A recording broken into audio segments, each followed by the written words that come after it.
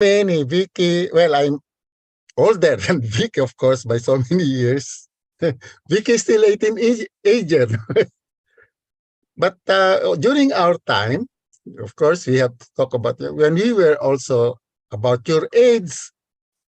Uh, we were on the streets demonstrating for, issues that we think will be for a better future, not only for us who were young then, but of course, to the future generation, which is you. No? Kayo po na yung future generation na pinaglaban namin noong dekada 1986. And of course, during that time, I was already in the Armed Forces, 1986. I was with the Reform the Armed Forces Movement, or RAM. And we were the one who were in Camp Aguinaldo, inside Camp Aguinaldo, and we transferred to Camp Crame the second day. And, during those times, it was the people who protected the military. No? In other words, yung standard nating na concept is that the military will protect the people, but during those times, it was the people, and one of them was, of course, Vicky, who protected the military. We were just there waiting for the attack coming from the forces of Marcos at nangyari. But very interestingly, what triggered the 1986 EDSA revolution is this snap election of 1986, no? February, na nag-walk out yung 36 COMELEC programmers, no? 1986, you must remember, hindi pa ganong wala pang noon eh, wala pang internet masyado noon eh, sa 1986, no? We don't even have cell phones that time. Yeah, and but these programmers who were canvassing or counting the votes walked out, no, 36 of them, and that started EDSA, the EDSA revolution actually. And well, things went there, and we were able to dispose of a Marcos dictatorship. Unfortunately, in our elder years, I'm not referring now to Vicky, but to myself alone, it seems that we're facing the same problem, no? What our sacrifices during the 1986, where we, risked our lives during that time, is happening again. The son of the dictator is now in power, no? But when we, when we started closely watching or investigating closely the election done on 2022, then we discovered what is in Mina's background right now, no? That there was a single private IP address. And every IT guy knows that, you do not assign to 20,000 of VCM a single IP address. That is just ridiculous, no? Because in a private network where you use this private IP address, you have millions of IP address to accommodate all the needs that you want, no? Millions. Why now concentrate on just one IP address for thousands of DCM, no? Baliktad din ang nangyari. Before the 2022 election, we were using the public network, no? It was safer that way, that time, because you can easily just protect the servers from any cyber attack. The BCM, 107,000 of them can it's very difficult to hack just one VCM. It will not change the result of any election if you were able to hack. It's very difficult because you don't know when the VCM will transmit, what is its public IP address, and if it does transmit, it only takes seconds. No, you cannot. No hacker will waste his time on individual VCM. They would rather hack the servers. No, that's why we have to concentrate in protecting the servers, and there are so many ways to do that. There are so many ways to do that, and it has been done. No? There was no, in past election, there was no hacking from the outside that affected the servers of the election, because the telcos themselves will protect that in their own network. No, they'll protect their own network because the server is subscribed to them too. But in this 2022 election,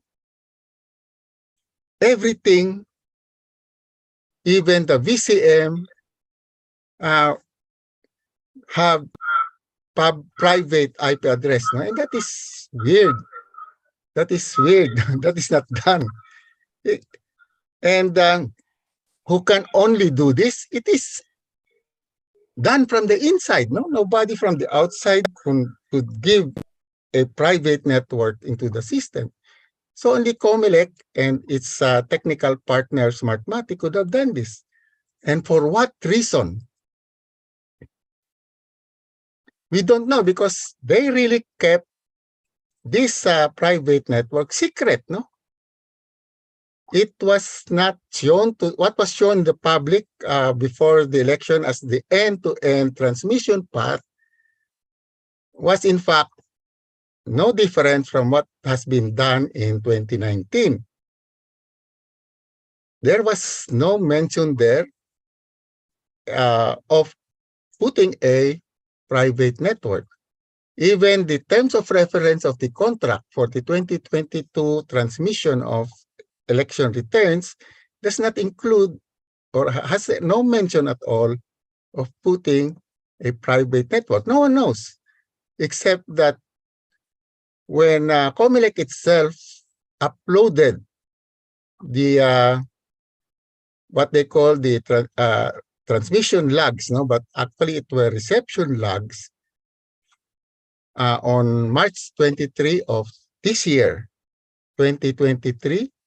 Then that is where we discovered that there were private network used secretly and IP address used, and the one in the background of Mina, that 192.168.0.2 was used 20,300 times, no? And particularly in the first hours of the transmission, most were transmitted from this IP address. So that explains more or less the speed which you were questioning. No? Why was this speed so fast? It's a record for the Philippines, and in fact, it's a record for most countries in the whole world. No? And we got no answer from Comelec until they posted in their website what you see now in the background of Mina. No? So thank you, Mina, for that. It made my little talk more clear because of your background. Well, that is the point, no? Here we have hard evidences already that would show that there was rigging in the 2022 election. And what was the purpose of this private network, which we labeled as the man in the middle, no? In cybersecurity, if there is an unauthorized man in the middle, that intercept transmission from other devices, no, and relay it to another device. And if it is unauthorized, that is a man in the middle, no?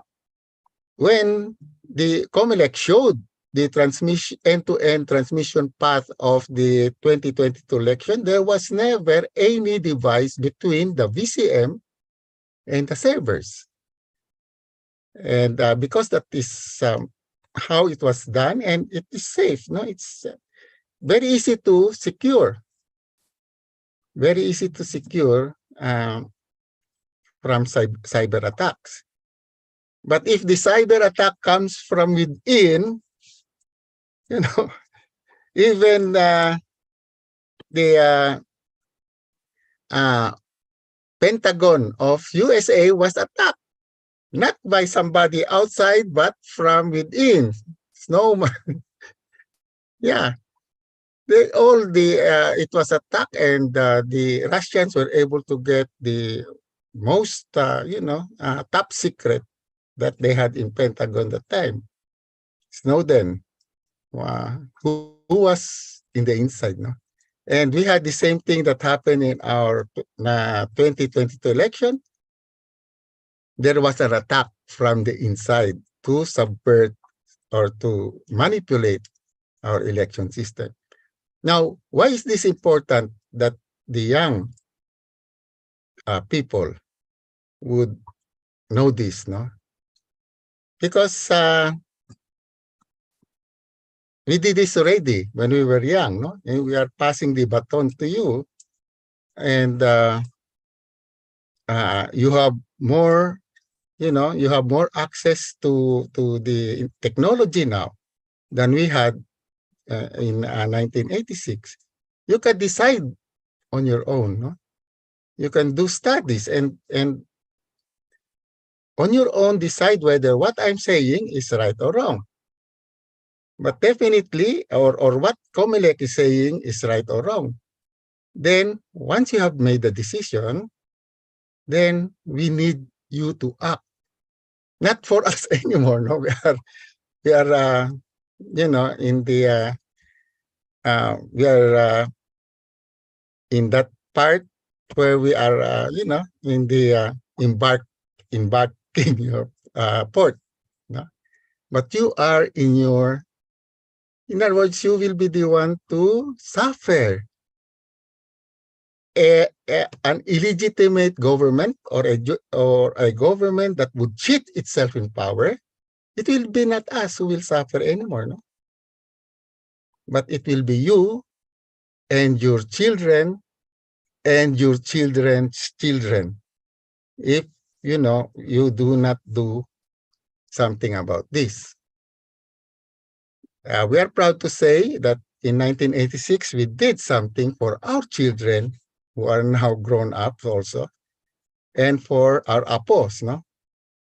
And we hope that your generation will be discerning enough to find out by yourself using all the technology available to you whether the 2022 election brought people in power illegitimately. So that's all. That's all. And then Vicky will now show you the what more. She can express in more layman's term, which is you young people can easily understand, and it will be in Tagalog. I think, Vicky, no? You'll say it in Tagalog. I am Ilonggo. So sometimes I could not speak or say my piece very well in Tagalog, but Vicky can do it better. Oh, hindi naman po. Kaya po pala malambing yung tono nyo, Sir Eli. Ilonggo po pala kayo. Oh, Ilonggo ako. Ilonggo ka man, di ba? Ilonggo ka din. Oo. So, well, thank you very much po, Sir Eli. We are honored and privileged po for addressing all of us, especially po yung youth natin, yung kabataan po natin, no, na we firmly believe is still the hope of the motherland. Yes. Yes. So, Tandaan mo, Vicky, yung ating UP beloved. English pa tayo opo. noon eh. Ngayon Tagalog, pagkapasok ako, may konting occasion sa UP, Diliman. Opo. Nakakon ko rin yung Tagalog. UP Pero namin mas mahal. sana UP naming mahal. Kaya Opo. UP beloved yan nun eh. Opo. Actually po, Sir Eli, sorry po, hindi ko na po nadatnan yung English, yun na pong Tagalog. Yeah, that's how young you are. You rub it in. I'm rubbing it in. Pero hindi po, Sir Eli, ang mabuti po yung bata po yung puso ninyo. Yes. Yan ang pinaka-importante. Para sa bayan, talagang kailangan bata Para sa lahat. bayan. Yeah. Opo. Marivic, I think Yes. Ceres wants to ask a question lang. Oh, sure. Yes, Miss Doyo, kumusta po at welcome. Please feel free to ask a question. Good. Kasi po, aalis na po si Sir Eli. Yes. He's a very busy person, but despite being so busy, no, talagang he graced us with his presence today. So, Miss Ceres Doyo, please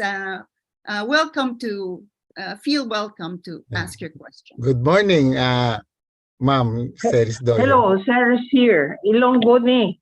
Ilonggo ka man, gid. One half. One half, okay. Dumangas. Dumangas. Sir,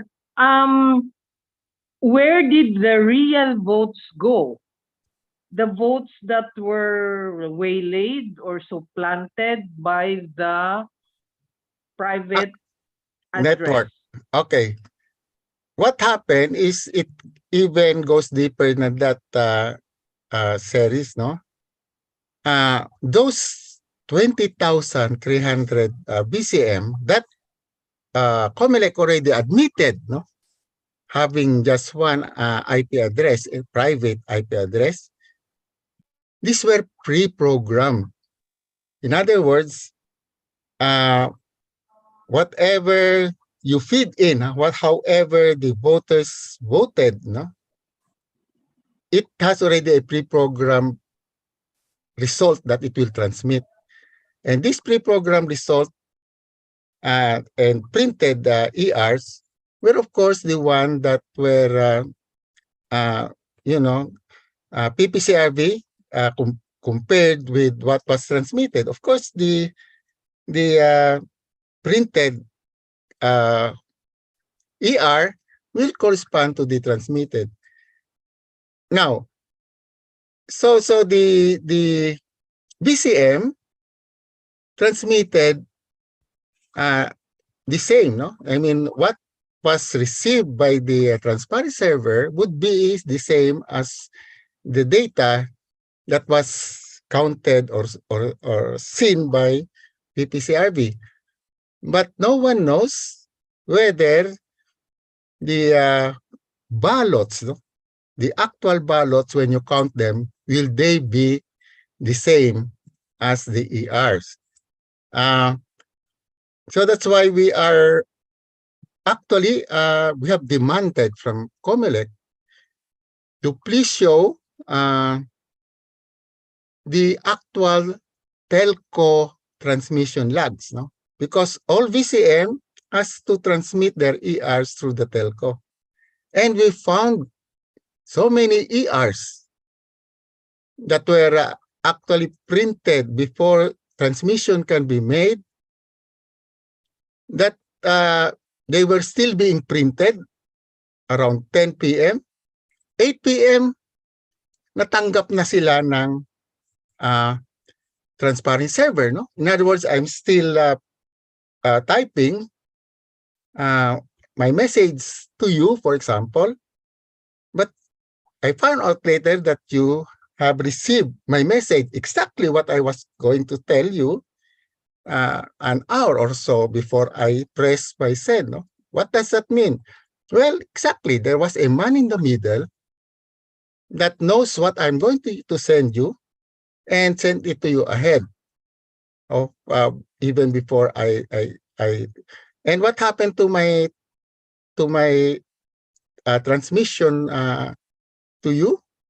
Well, it was actually intercepted by this man in the middle and send my message to you using his cell phone. That's why thousands of messages coming from thousands of people who would want to send directly to you their messages were captured by this one device and send it to you using just one cell phone number. And what happened to my message when I send it to you? When it was again intercepted by this third man, and because it has already sent my message to you, it will just delete it in its device, no? In its that man in the middle device. That's what happened easily. And why? What is exactly the reason why I have to send? Even if I haven't received yet the ERs, why do I have to set it in the first hour?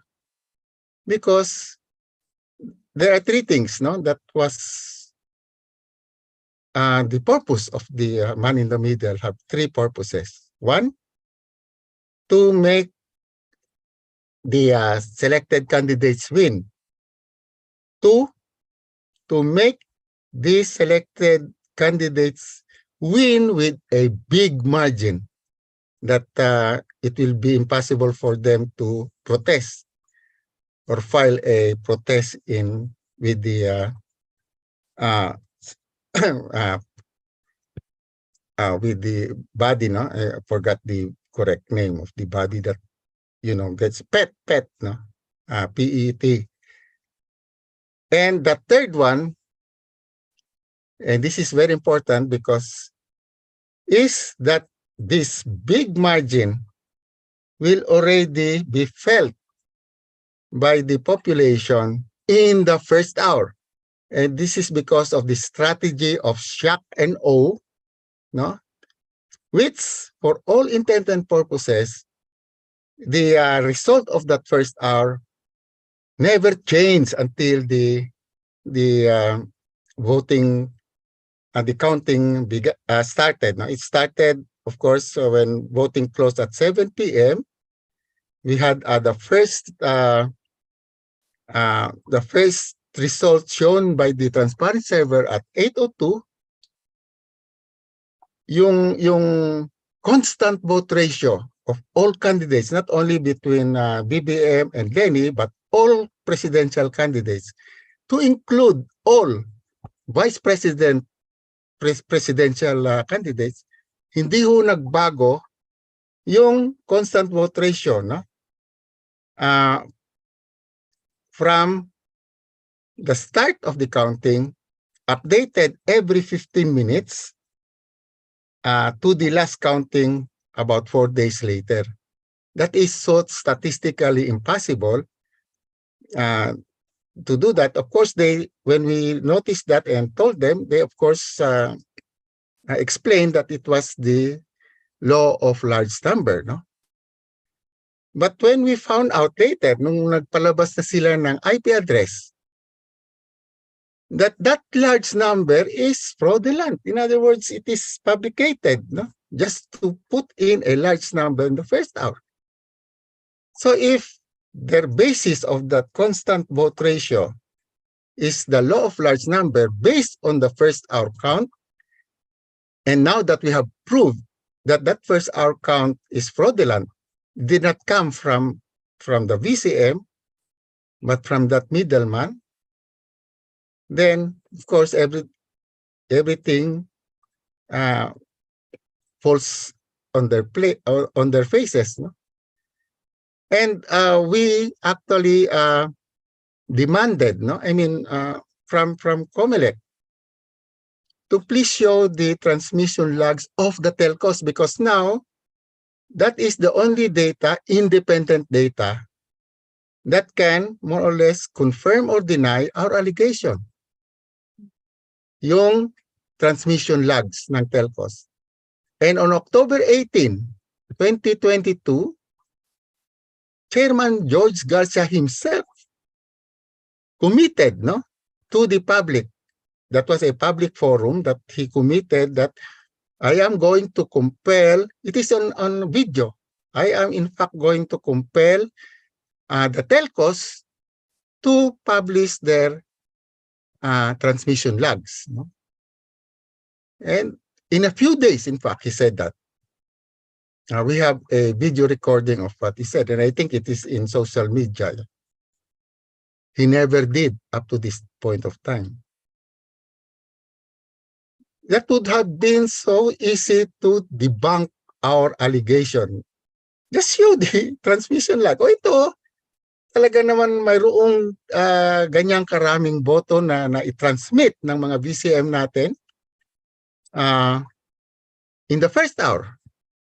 Kaya nakapaglabas ng record na bilang noong 8:02 p.m. of May 9. Record talaga yan. Hindi lang sa Pilipinas, but I think most part of the world. That in terms of VCM, 39,000 VCM are able to transmit.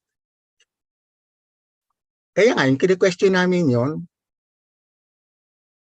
using the transmission logs of the telcos, no? Because all the other data, sila nang gumawa eh. Walang independent way of verifying, no? The data na chinek ng PPCRV galing sa COMELEC. Yung mga randomly selected precincts, no, that will undergo a random manual audit, galing din sa COMELEC, no? In other words, we are in fact questioning even the procedure used in the random manual audit, because before, after closing of the election, 7 p.m., and the results have been transmitted, dun bubuksan in those selected precincts, dun bubuksan, and in front of the watchers who are still there, bibilangin manually yung mga selected na balota. Ngayon, ano nangyari? Dinala pa sa Diamond Hotel. So those from Mindanao, for example, took mga 5 days to reach Diamond Hotel. Anything can happen from the precinct to Diamond Hotel. Walang kasi yung NAMFREL, when we ask them, how can you assure the public that the ballots inside those ballot boxes being brought to Diamond Hotel were never tampered? They cannot. In fact, there are news, no, that in Cavite, they discovered along their own side, doon tinapon ang mga balota. And no one can explain that. Until now, iimbestigahan daw pero wala naman nangyari.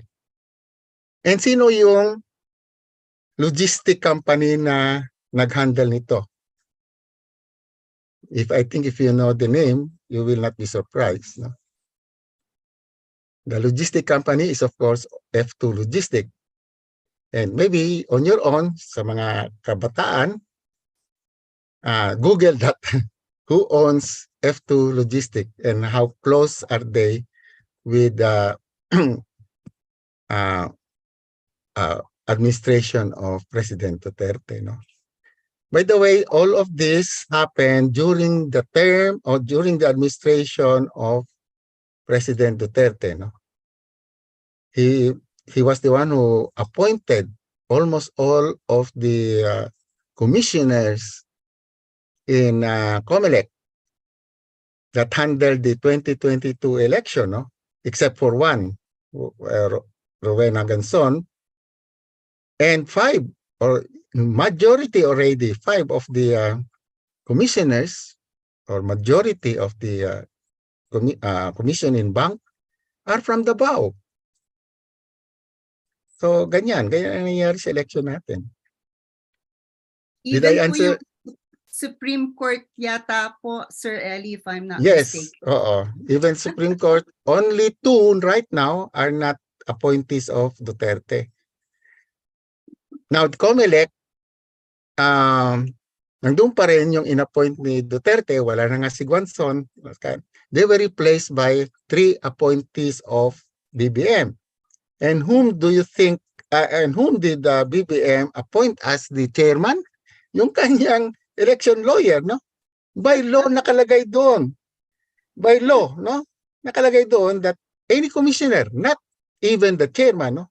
Any commissioner must not be, of course, related to the appointing authority, which is the president, but would have no, partial relationship that would tend to make him biased, no?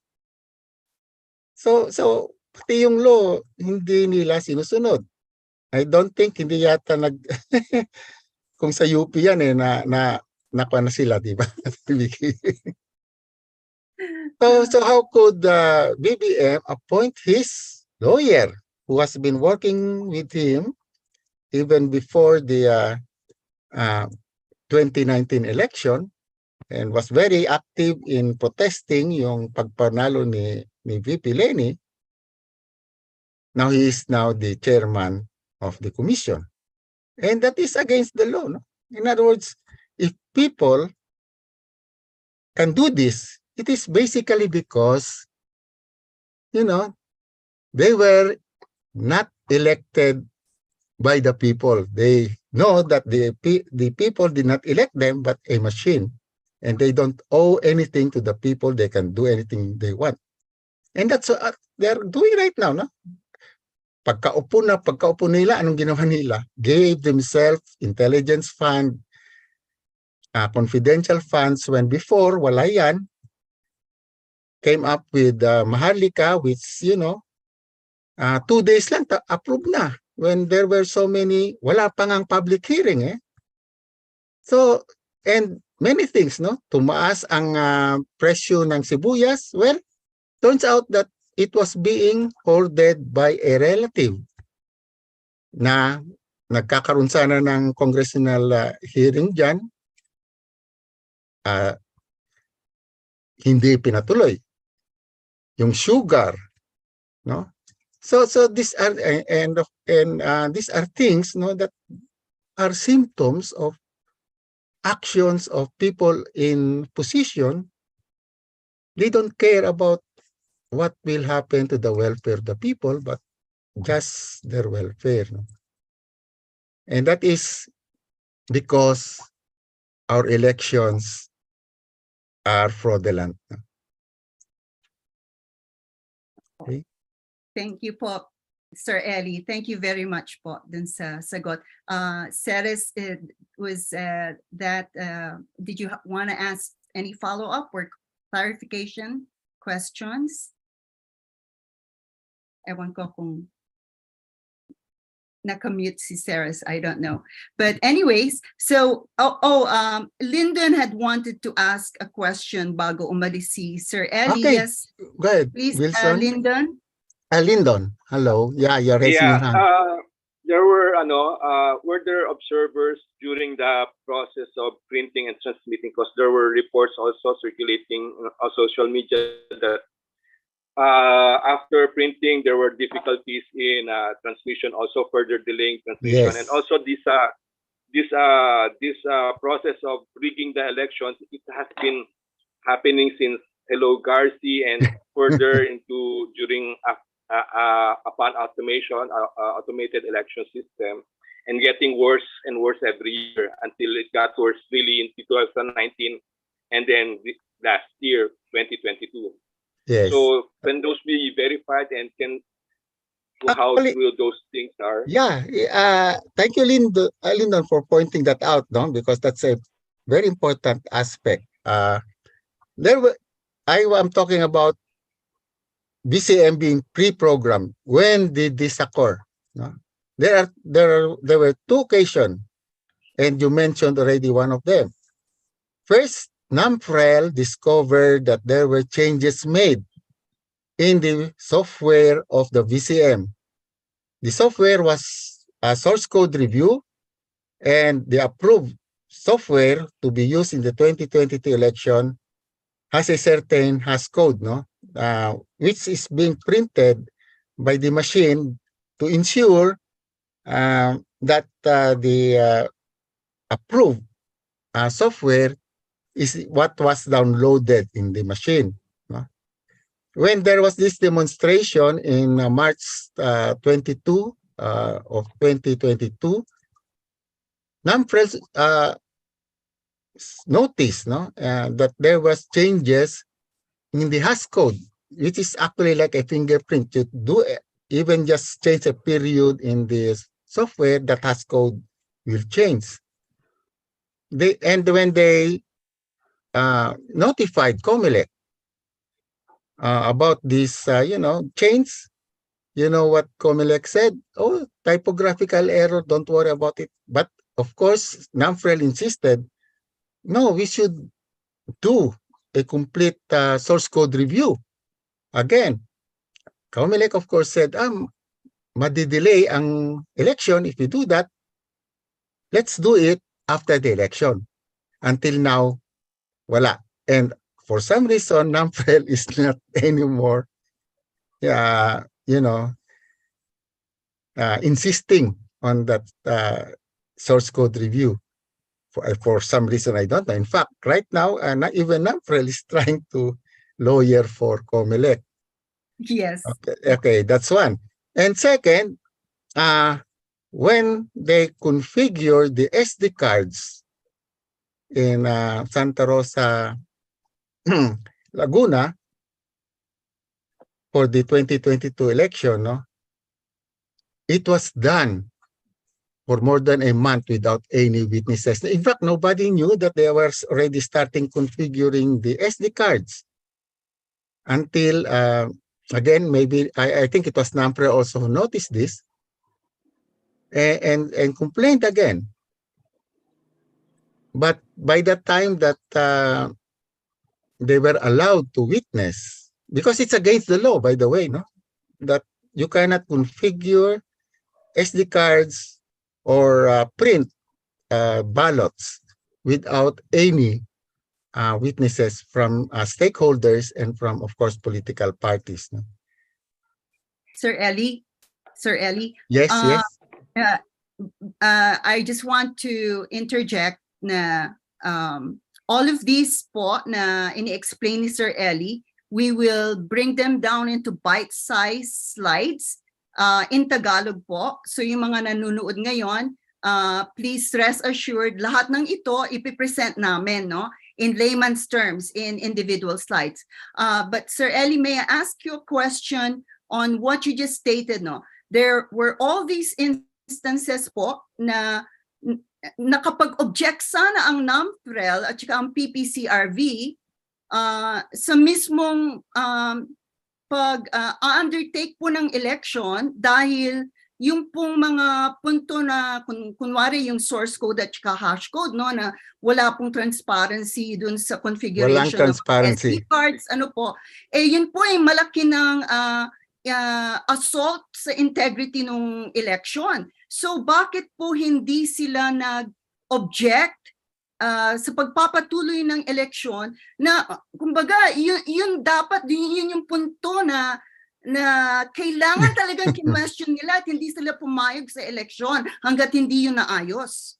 Well, actually, you have to consider the situation during that time, Si Duterte is in power, President Duterte is in power, who can close down the biggest television station in the Philippines, ABS-CBN. Just like that, that of course may takot ang tao during that time.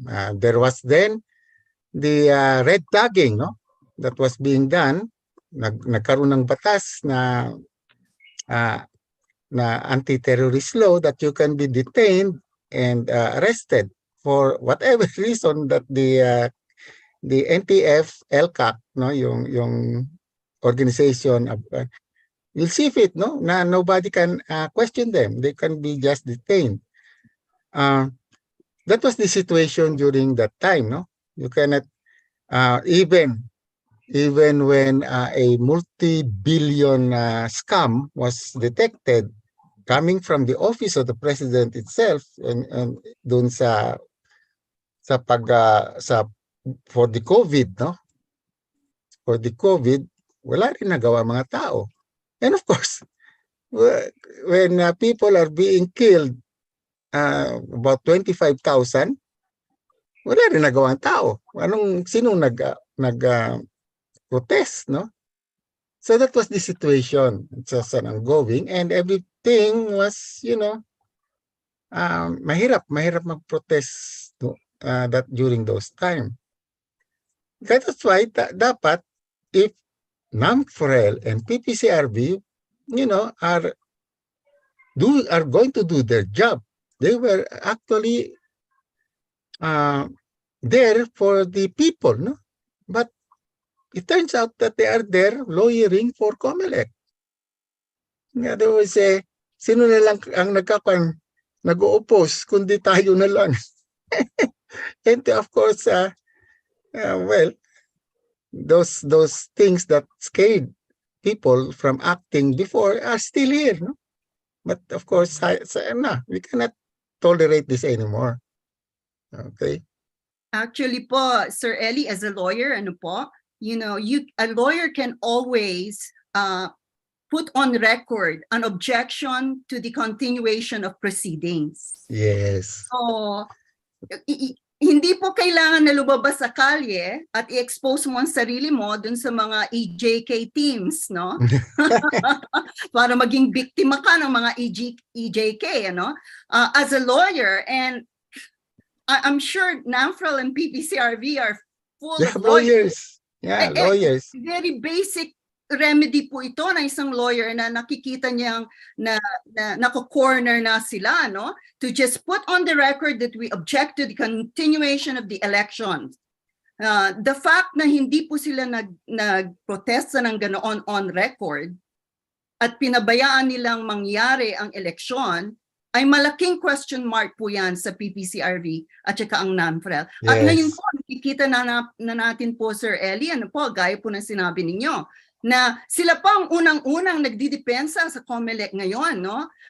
Kumbaga parang they are doing the COMELEC a service by testing the waters, by introducing certain theories on how to defend the COMELEC, no? Yes. Tapos yung COMELEC naman, silensyo, no? Silensyo at medyo ginigauge ang public temperament kung aling explanasyon ang mas uubra sa mga tao, no?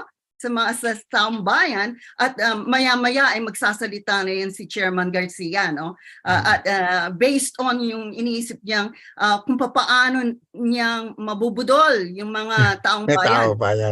Pero nagkamali rin siya, si Chairman George Garcia. In other words, he admitted that there were 20,300 VCM with a single private IP address. Sa kanya galing yun eh. During that time, we were only able to find the number of VCM with the 192.168.0.2. We were able to only find around 16,000, no? Pero nung nagaling sa kanya na 20,000, ayun, hindi na kami nahirapan. So, minsan, nagkakamali rin siya, no? I mean, which is to our advantage. And ngayon, kahit na yung PPCRV and NAMFREL cannot defend yung sinabi niya that there were 20,000, ang sinasabi nila, there is nothing illegal about that.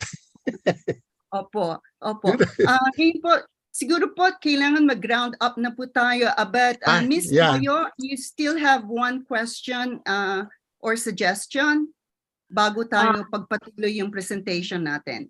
Yes, just one last thing. Okay. I've been suggesting again and again in forums like this, na please put it in a little booklet, the Okay. FAQs, the frequently asked questions, 1, 2, 3, 4, 5. Why do you think the Yeah. 2022 presidential elections was rigged?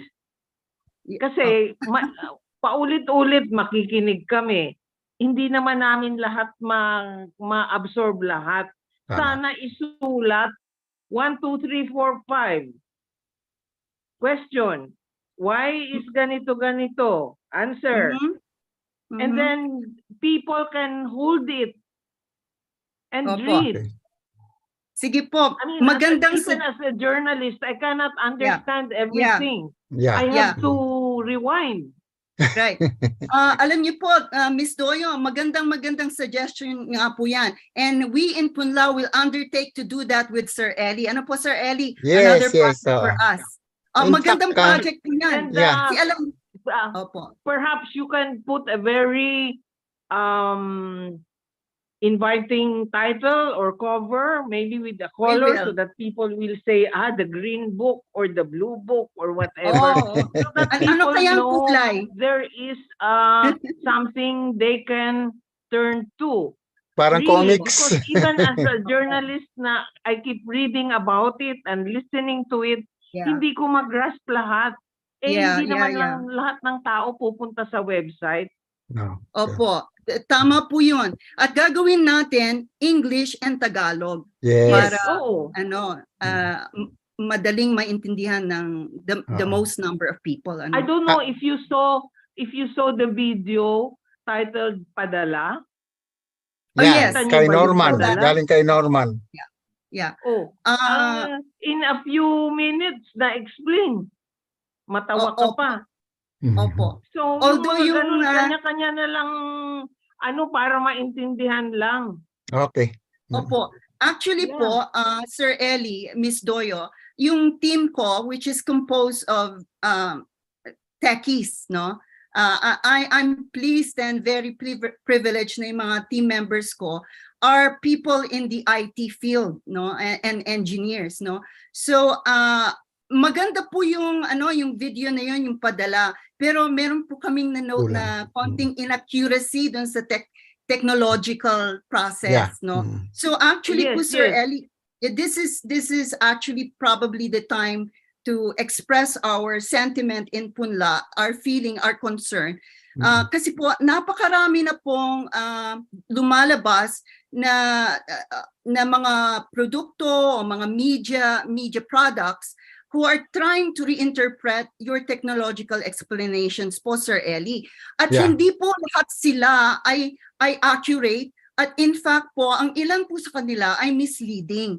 So kami po sa Punla, pinag-iisipan po namin yan. We want to work with you, Sir Eli, na kung paano po natin ma-minimize yung mga yung scatterings of people, just any Tom, Dick, or Harry wanting to reinterpret your explanations, or maybe even maliciously taking advantage to actually subtly mislead and confuse our people, no? So I think we feel there's a need to centralize, to come out with official layman's explanations for your technological explanation. Yes, and this suggestion that's what I'm trying to push. Yeah. Na talagang there is something hard copy na mapapanghawakan, because otherwise kanya-kanyang interpretation. There has to be one single omnibus in fact I was thinking of the omnibus election fraud or whatever. Yung ganon, kailangan yan. Otherwise, hindi namin lahat maintindihan. So kung tingnan mo, mga well-meaning video makers, hindi pa nga nila makapture talaga accurately. But then if it is in writing, as we say, before I finish, as they say sa aming mga writers, if it is not written, it did not happen. Tama. Opo. Okay, sige. thank you. Thank you for that. Yeah.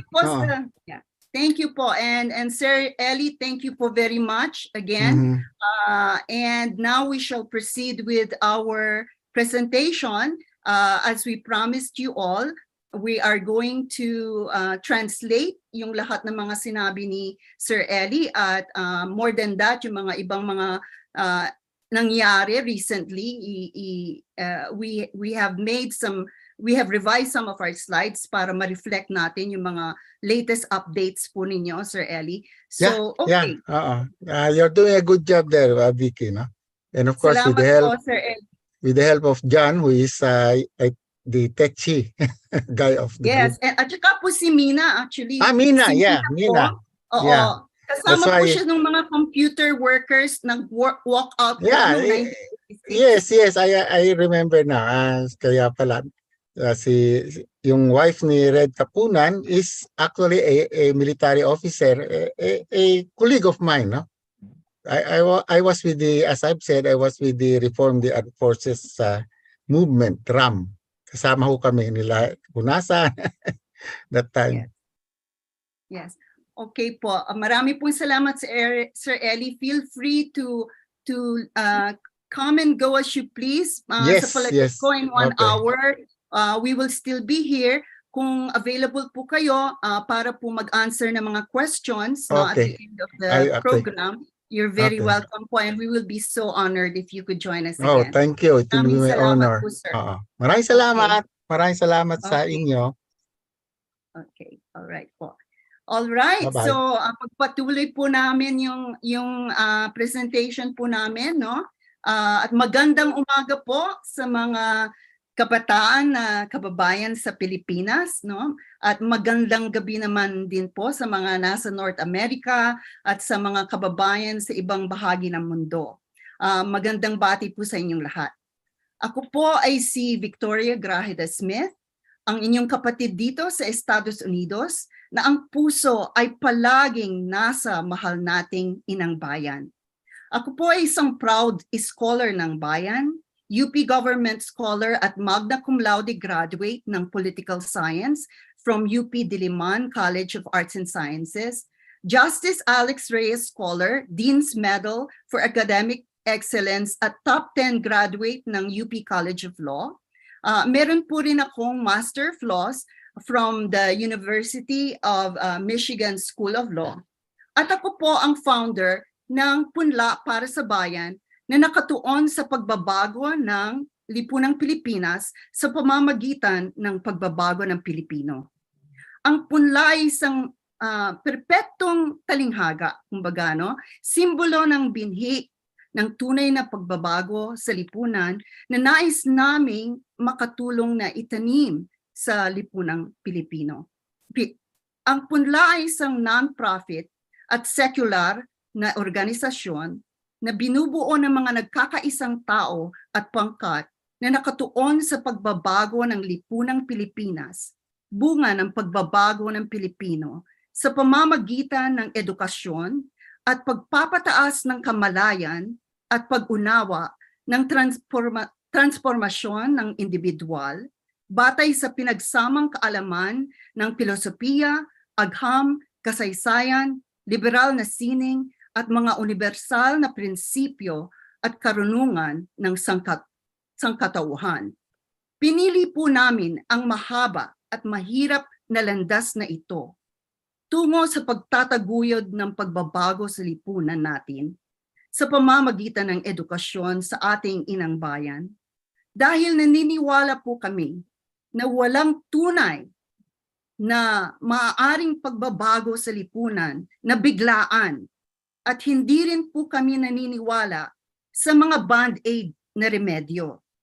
Sa kasalukuyang kalagayan ng Pilipinas at ng mga mamamayan nito, ang paggamit ng mga biglaan o instant na solusyon na hindi tinutugunan ng mga estrukturang ugat ng mga sistematikong problema sa Pilipinas at walang pagbabago ng individual na Pilipino ay magriresulta lamang sa parehong mga problemang nakikita natin ngayon. Ito ay isang vicious loop, ika nga sa Ingles. Panahon na para maging seryoso sa pag-overhauling ng politika ng Pilipinas at sa tiwaling kultura nito sa pamamagitan ng pagsisimula ng pagbabago sa ating sarili. Ang muling pag-edukasyon ng miseducated na Filipino ay simula pa lamang.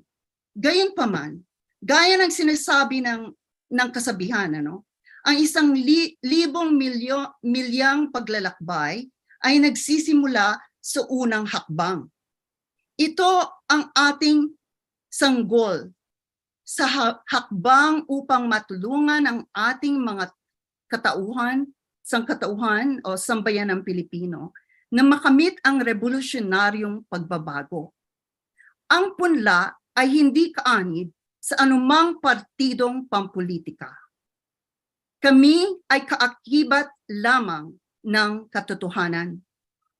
Sa layuning ito, lubos naming sinusuportahan ang kilusan para sa malinaw at tapat na halalan at tunay na demokrasya sa Pilipinas. Ito ang dahilan kung bakit kailangan din nating suportahan ang mandamus petition ng TN Trio sa Korte Suprema ng Pilipinas upang pilitin ang COMELEC na maglabas ng ilang mga dokumentong hawak at kontrol nito na tinatawag na transmission logs.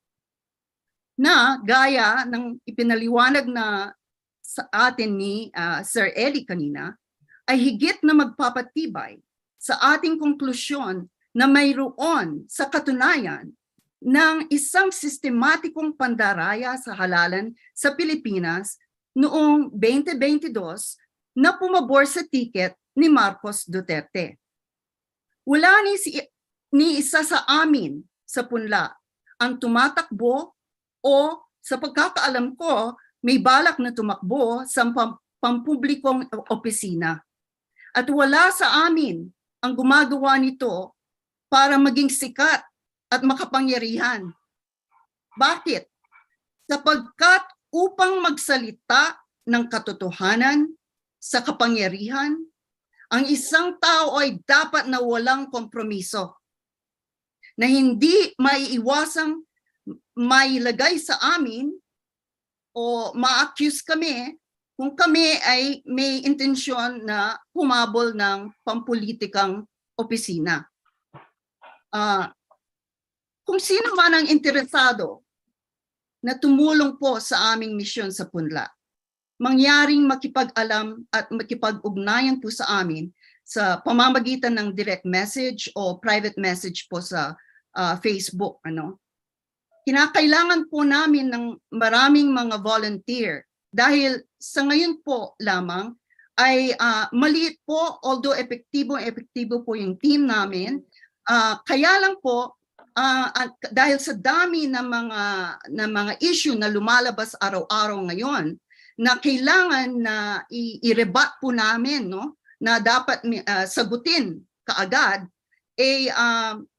kami po ay nangangailangan po ngayon ng mga translators sa Tagalog para po matulungan po kami na kung ano po yung nasa Ingles na pinupost po namin ay meron na rin pong kasabay na Tagalog translation.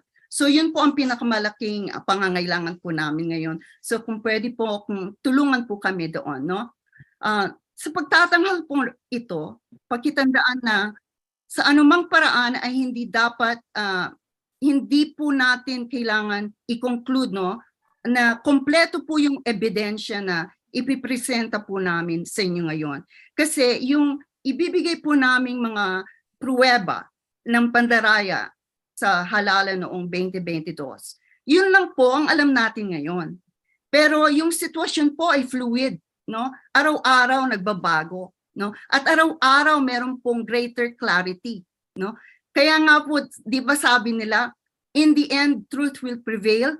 Gayon po ang ginagawa ng katotohanan. Ang katotohanan ay lumalabas paunti-unti, At kami po sa punla, ginawa po naming mission na talaga pong alert po kami at sinusubaybayan ang lahat ng mga nangyayari para kinukolate po namin yan at saka yung mga dapat na sagutin ay sasagutin po namin kaagad At kung kailangan po namin konsultihin si Sir Eli, nandyan po siya. At all hours of the day and night po sa amin, we're consulting him, no?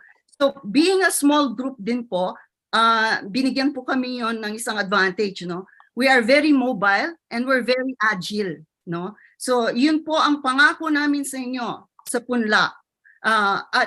Pero like sa sinabi ko na po, dahil lumalaki na po ang aming yung scope po ng ginagawa namin ngayon, nangangailangan po kami ng maraming tulong at volunteers sa inyo. Para po sa presentation natin ngayon, para ang motivation po namin, ang main purpose po namin ay pasimplihan, no? Dahil pasimplihan po yung very technological explanations po kuminsan ni Sir Eli, no? Na may maunawaan po ng karaniwang tao na hindi po techie. Yun po ang aming ibibigay po sa inyo ngayon. So kung meron po kayong mga questions, meron po tayong question and answer period po sa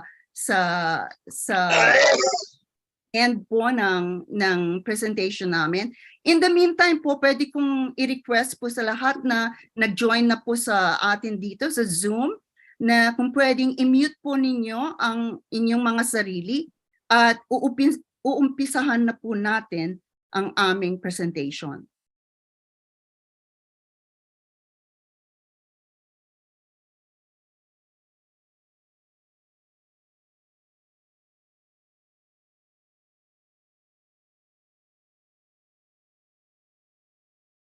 Okay, sandali, I'm trying to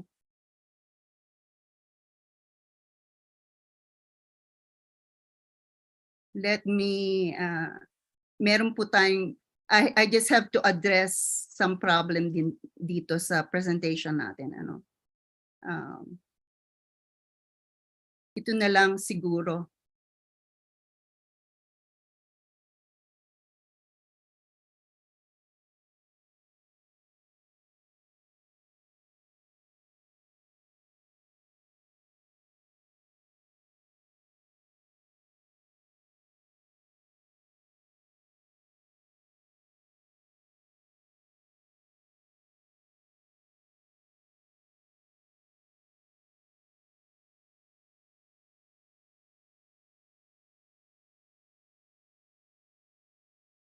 All right. Nakikita po ba ng lahat yung screen namin? Malinaw po ba? Gusto ko po sanang ilagay sa center pero ito pong, is it coming clear, Mina and John? Clear. It's clear. It's clear. Okay. Is it centered to you o merong yung gallery chat ba is it obscuring yung view? No problem with me. Okay, all right. So we're going to go to the next slide. Ano po? So ang presentation po namin sa inyo tonight, or in the case of sa Pilipinas po sa umaga, no? Ay idadaan namin sa pamamagitan ng kwento. Diretsong kwento sa mga nangyari bago ang halalan, during yung halalan at pagkatapos ng halalan. Pagkatapos po, i-collate po namin, gagather namin lahat ng mga ebidensya at ilalaan po namin sa inyo by way of a summary, no? Yung at saka mga conclusion, no? So, ano po ang mga nangyari bago halalan, no? Unang-una po, ang hindi maipaliwanag at di makatwirang pagtaas na 28% ng mga botante kung ihahambing sa nakaraang 50 years, no? Yung mga naunang 50 taon, no? Na ang average lang ng pagtaas na o increase ng mga botante ay 3% lang, no? Ngayon, masasabi po ng mga tao na, well, you know, dahil sa pagkampanya ng mga kakamping, no? dahil po ang audience po natin ngayon ay ang mga kakampik na kabataan, ano, ay makatwirang tumaas ang mga numero ng mga botante. Pero totoo po 'yon, no? Kaya lang compared po dun sa average na 3% lang every year ang increase, yung 28% ay mukhang kaduda-duda pa rin po, no? Tandaan po na ang lahat ng registration ng mga botante, lahat yan ay naka-digitalize na rin po yan, no? So, ang lahat po niya ay nasa information technology na rin po, na madaling maniobrahan at madaling merong manipulation dyan, no? Pero, sinasabi lang namin po yun dahil pag mamaya po at isa-summarize po natin ang mga evidence natin, no?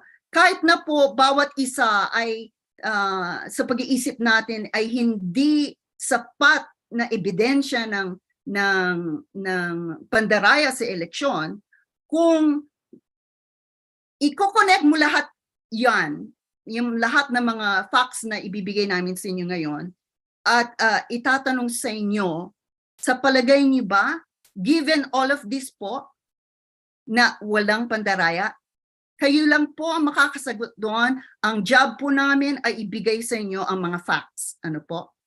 Ang pangalawang nangyari bago halalan ay yung malubhang kakulangan sa pagpakita ng proseso ng pag-imprenta at ng konfigurasyon ng SD cards. Tulad po ng sinabi ni Sir Eli kanina, no? Hindi man binigyan ng notice, no? Hindi man tinawagan ng PPCRB at saka ang NAMFREL na sila dapat ang mga watchdogs natin nung piniprint na po nila yung mga balota natin, at saka po yung during, ang pinaka-importante po yung configuration ng mga SD cards, no? Nagidawang, yun po lihim-lihim po yun. Hindi po na witness ng sinuman sa side natin, sa mga watchdog, yung configuration ng SD cards.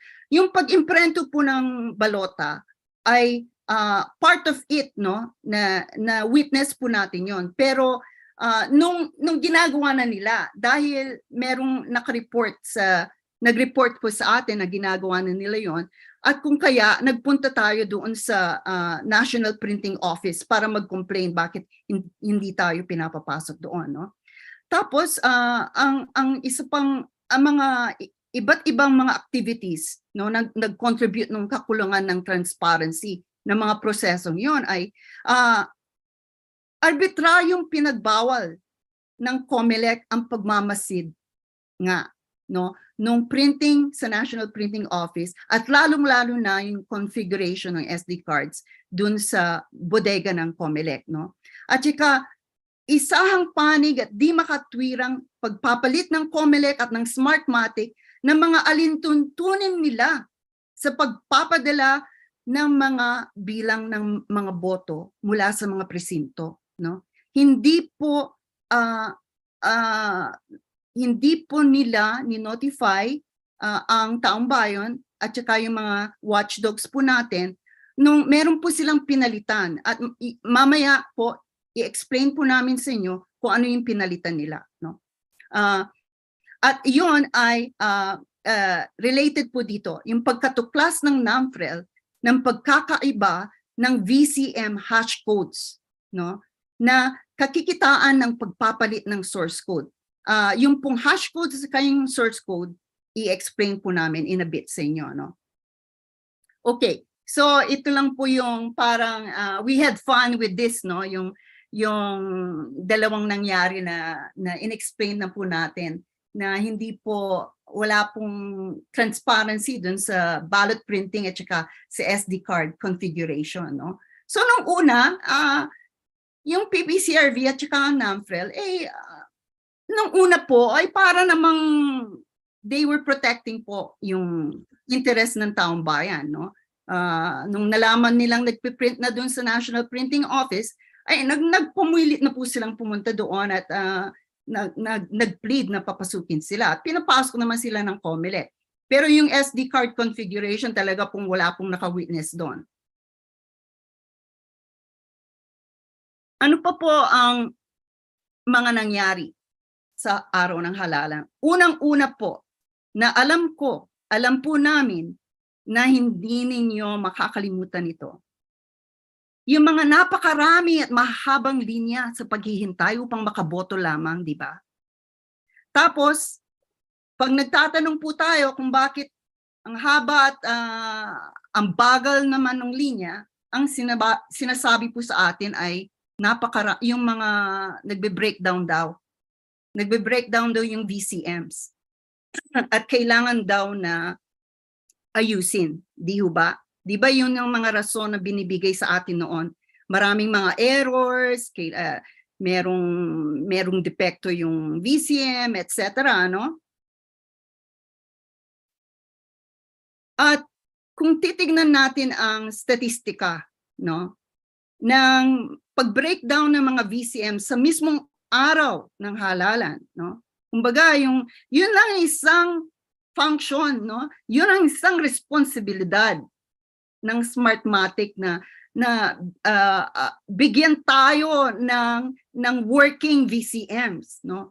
Pero tignan nyo ang hindi makatwirang dami ng VCM breakdowns compared to 2016, 2019. 2016, mga 801 lang ang nag-breakdown o nasira o depekto. 2019, 961 lang.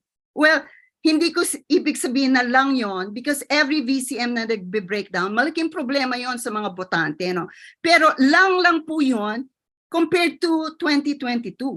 Tingnan nyo, 1,800 VCMs, no, ang nag-breakdown. At saka sa mga botante po sa Quezon City, maaaring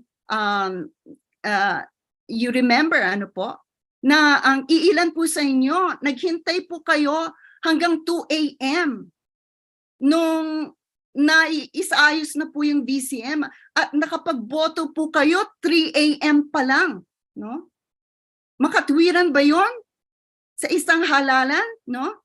At kung titingnan, no, sa lahat ng mga naging problema ng mga VCM, 80% po ay dahil sa mga errors at saka breakdown at mga ibang problema ng mga VCM mismo, no? And when you take a look po noon sa mga verified cases ng mga VCM malfunction, no? 35% po, 35% ng mga voting issues ay nanggaling sa VCM problems, no? Yung kasama na rin diyan yung mga paper jams, yung mga rejection of ballots, ano. So, ngayon po, ang hindi ko po naikwento sa inyo ay ako po, I'm married to an IT expert, no?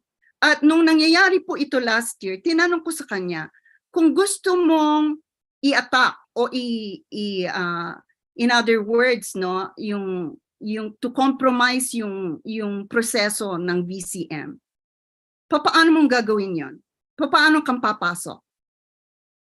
Sabi po niya, ay pwede mong gawin yan at any time from the time of manufacture ng VCM hanggat sa pagdi-deliver ng VCM at while sinasabi mong inaayos mong VCM kasi may depekto, no? At anytime, pwede kang mag-introduce doon ng hack. Okay? So, napakaluwag po ng panahon para ma-manipulate po ang mga VCM. At nakikita po natin sa dami ng mga naging problema sa VCM, ay kailangan po nating tanawin ito ng mga opportunities po, maraming opportunities para ma-compromise po yung VCM machine, no? Ngayon po, dito na natin i-explain kung anong ibig sabihin ng source code at saka ng hash code, no? Ang source code po, yun po ang nakaprogram na mga utos sa VCM na nasa SD card, no? Yun po ang dinisenyo ng isang computer programmer. At yun po ay linalagay po sa VCM through yung SD card. Ngayon po, sa paggawa po ng programa ng na mga utos sa VCM, sa vote counting machine, yun po ay nag-generate automatically ng tinatawag nating hash code, no? Kumbaga, tulad po ng natin, no? Tayo pong mga tao, ang sinasabi po sa atin ay very unique po ang mga fingerprints natin, no? Kung ang masasabi nating paggawa sa atin ay yung nung tayo naisilang, no? Ang bawat isa po sa atin ay may unique na fingerprint, no? Ito po, walang ibang nagtutugma sa fingerprint ko sa kanino man sa buong mundo. Gayon din po yung fingerprint ninyo. Ganon din po sa mga programa, sa mga VCM machines, no? Kung ano po yung source code na na-generate ng programa, yun po ay may katumbas na hash code na siyang sinasabi nating otomatikong binuong systematic software fingerprint, no? So, alam natin kung pareho po at yun pa rin po ang kautusan sa vote counting machine, kung pareho rin po ang hash code na nakikita at na-generate po ng vote counting machine. Okay? Pero, may nangyari po noong March 22, 2022, no? Ano po yun? Yun, nagbigay po ng presentasyon ang COMELEC sa publiko.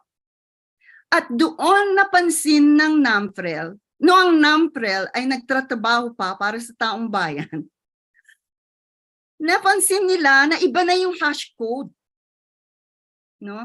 Kasi yung dating hash code na pinakita nung Pebrero 2022, no? Iba yun sa pinakita nung March 2022 na. No? So, sabi ng NAMFREL, hoy, aba, iba na yata yung hash code na yan ah. Ibig sabihin, meron ng ginawa, iba na rin yung source code. Iba na yung mga kautusan na ilagay sa mga VCM. Pero, ang ginawa po ng COMELEC, sinabi, ay walang kwenta yon kasi typo error lang daw yung nakita ng NAMFREL. So, kung i-review po natin, no, kung ano pong hash code at saka ang source code. Ang source code ay yung mga set ng kautusan na binibigay sa VCM na ini-introduce sa VCM through the SD card at bawat source code ay may katumbas na hash code, no? Ito po ang pinakita ng COMELEC noong Pebrero 2022. Pero 1 month after, iba na po yung hash code. Hindi na po yung nakita natin noong Pebrero 2022. So, tama lang na nag-object po yung NAMFREL. Pero ano po ang sagot ng, pasensya na po kayo at medyo nag-advance po tayo. Ang sabi po ng COMELEC ay typo error, ano? Typo error daw po yung nakita ng NAMFREL. Pero kung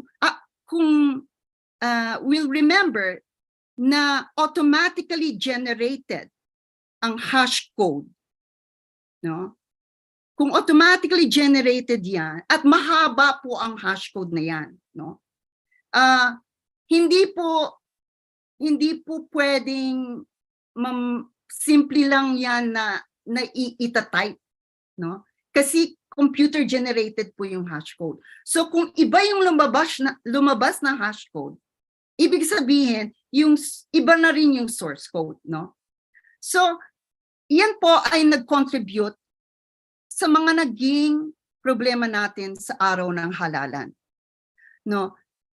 And we can review this by reviewing kung ano po ang dapat na nangyari, no, sa araw ng halalan. Sa araw ng halalan, ito po ang dapat nang nangyari.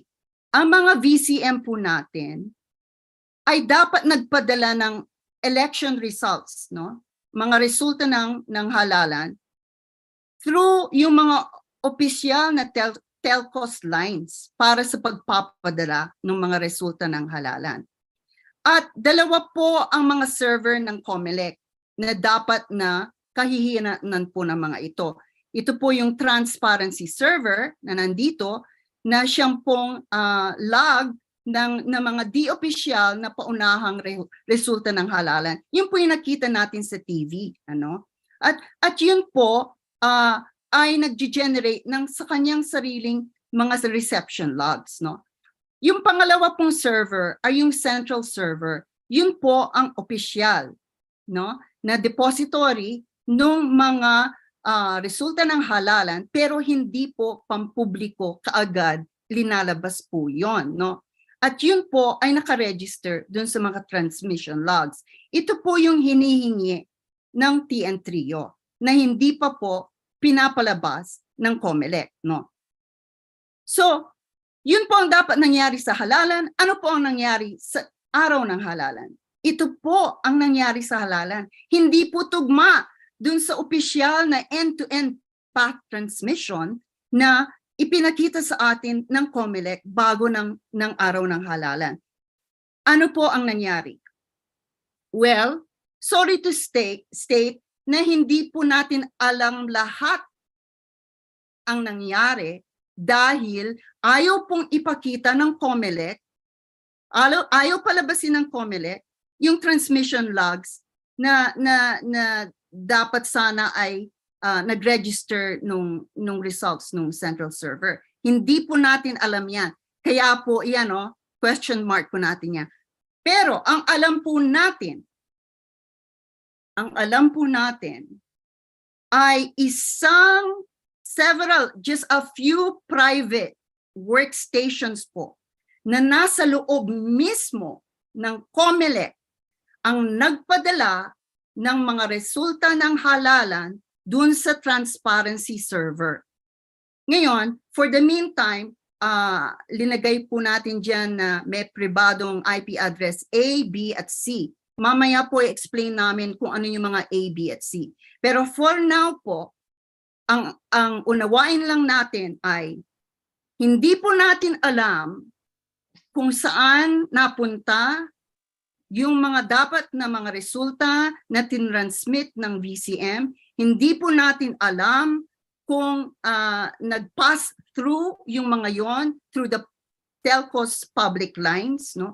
Ang alam po natin, dahil yan lang po ang ebidensya na mismo ang COMELEC ang nag-provide sa atin dahil pinublish po nila ito sa website nila, ay actually isa pong illegal na private network lang sa buong unang oras at sa buong halalan.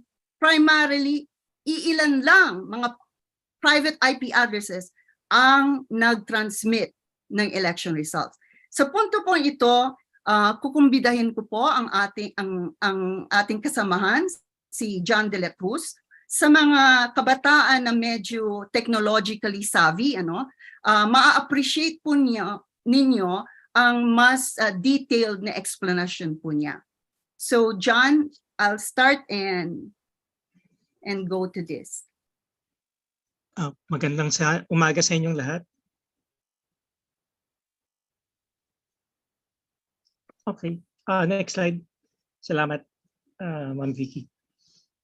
Yes. So sa slide na naka-present ngayon, ito yung sistema na unang pinalabas ng COMELEC na ganito ang ating AES or Automated Election System. So sa pinakailalim ng slide, yung maliliit na naka-illustrate, yan ay mga VCMs. Yung VCMs ay magta-transmit using modems para kumabit sa telco, at yung connection nila ay kakabit ng telco sa internet. At pag nakapasok na sa internet yung mga VCMs, pwede na sila mag-transmit hanggang sa COMELEC Central Server at COMELEC Transparency Server. Sa pag-ugnayan namin kaninang umaga ni Sir Rio, na-confirm niya na sa original na plano, ang central server at ang transparency server ay nasa labas ng COMELEC local area network. In other words, naka-expose sila sa internet at freely accessible sila ng VCM na kumabit nang walang mag-i-intervene sa gitna. Ibig sabihin, walang dadaanan na ibang servers papunta dun sa central server at transparency server ng COMELEC. Okay? Ngayon, sa bawat VCM ay dapat nakakonect sa internet sa pamamagitan ng telco. Ang bawat VCM ay dapat nag-transmit ng kanilang mga election results sa COMELEC, central at transparency server sa pamamagitan ng telco. Ang central server ay ang opisyal ngunit hindi pampubliko na resulta ng halalan. At yung transparency server ay di opisyal pero ito ang pinapalabas sa publiko na quick count na resulta ng halalan. Okay, next slide please. Yung kaninang present ay yung plano dapat na pinakita ito sa public demo ng COMELEC at ito ang alam ng NAMFREL at ng ibang watchdogs ng PPCRV. Ito ang alam ng bayan na magiging plano. However, pagdating nung election day, nagkaiba yung network configuration ng COMELEC. So kung titingnan natin ulit yung panel sa kanan, yung sa ibaba pareho pa rin. Yung VCMs nakakabit sa internet, dumadaan sa telco, sa Globe Smart at dito. Pero sa ibabaw nito, nagbago na. Ang alam lang natin, sa loob ng COMELEC LAN, nakapasok na ngayon yung transparency server at yung central server. At sa kasama nito sa loob ng COMELEC LAN, meron yung secret na server na 192.168.0.2 at yung ibang servers na 10.x.x.x. Yan yung mga private IP address nila na tumatakbo sa loob ng isang local area network. Hindi na natin alam ngayon kung paano kumakabit yung VCMs hanggang dun sa transparency server at central server dahil binago na yung configuration ng network at hindi naka-reveal sa public kung ano na ba ang network design ngayon. Yeah. So sa unang oras ng pagkatapos ng magsara ang halalan, ang lahat ng mga election results na pumasok sa transparency server ay nanggaling lamang sa pribadong IP address 192.168.0.2 na nasa loob ng local area network. Mula May 9 hanggang May 13, ang mga ERs o election results na nakapasok sa transparency server ay nanggaling sa lahat sa loob ng network at ang mga IP address nila ay puro pang private network. Hindi natin alam kung ano ang nangyari sa pagpapadala sa pamamagitan ng mga telco ng mga VCMs ng mga election results. In other words, hindi natin alam saan pumunta yung mga transmit ng VCM mismo dahil hindi na natin makita sa election returns. I mean, hindi na natin makita sa reception log na galing sa transparency server. Hindi natin alam kung makapagpapadala nga ba yung VCM ng mga election results nila papasok ngayon dun sa transparency server at central server na nasa loob na ngayon ng COMELEC local area network. Okay. Yun lang po. John, pwede bang i-explain mo sa mga ilan po sa amin na hindi masyadong techie kung ano ang LAN? Paki-explain ang LAN. Okay. Ang LAN ay local area network. Kunyari, meron kang Wi-Fi system sa bahay. Meron kang internet galing sa labas. Tapos sa loob ng bahay mo, meron kang Wi-Fi. Yung Wi-Fi mo ay isang local area network. Ang kumakamit dyan, siguro yung laptop mo, yung mga cellphones nyo, lahat ng nasa loob ng LAN, meron niyang IP address, ina-assign niya nung Wi-Fi router mo. So ang Wi-Fi router, ang trabaho niyan is bigyan ng ruta yung devices mo sa loob papunta sa labas, papunta sa internet. Pero yung mga nasa labas, hindi yan normally makakapasok sa loob ng LAN mo. Ibig sabihin, ang mag-initiate ng connection papunta sa internet ay yung devices na nasa loob ng LAN mo. So, in other words, kaya po importante ito pong explanation namin ng LAN. Dahil ang COMELEC lang po ang pwedeng makakapag-assign ng mga private IP addresses na siyang naging source ng mga election results na nakikita natin na nakapublish sa mismong website ng COMELEC. Walang iba kasi po, pag-aari po nila yon. No? Yung local area network, yun po mismo ang COMELEC. Silang may-ari noon at sila lang pwedeng makakapagpasok ng anumang mga resulta dun sa transparency at central server through private IP addresses. Kasi nga, tingnan nyo, walang mga public telco lines na yan. Ito lang po mga private IP.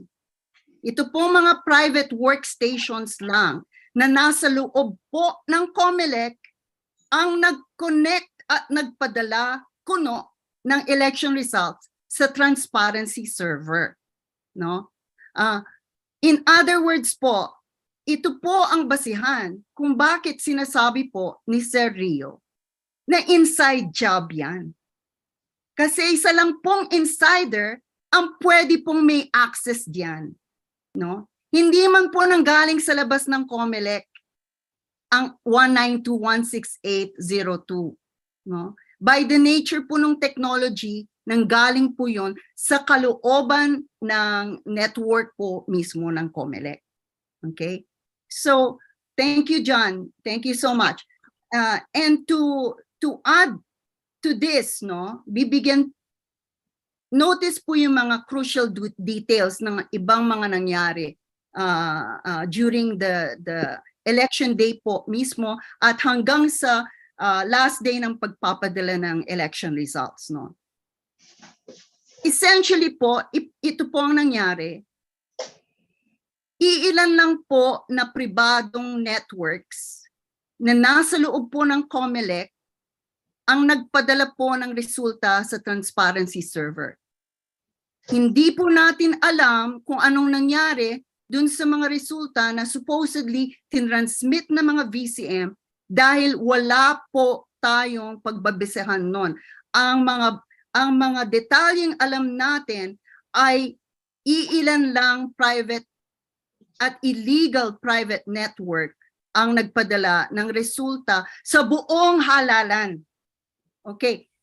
Sa unang oras po ng pagpapadala, nakikita niyo po dito, no? From 7:08 p.m. to 8:02 p.m.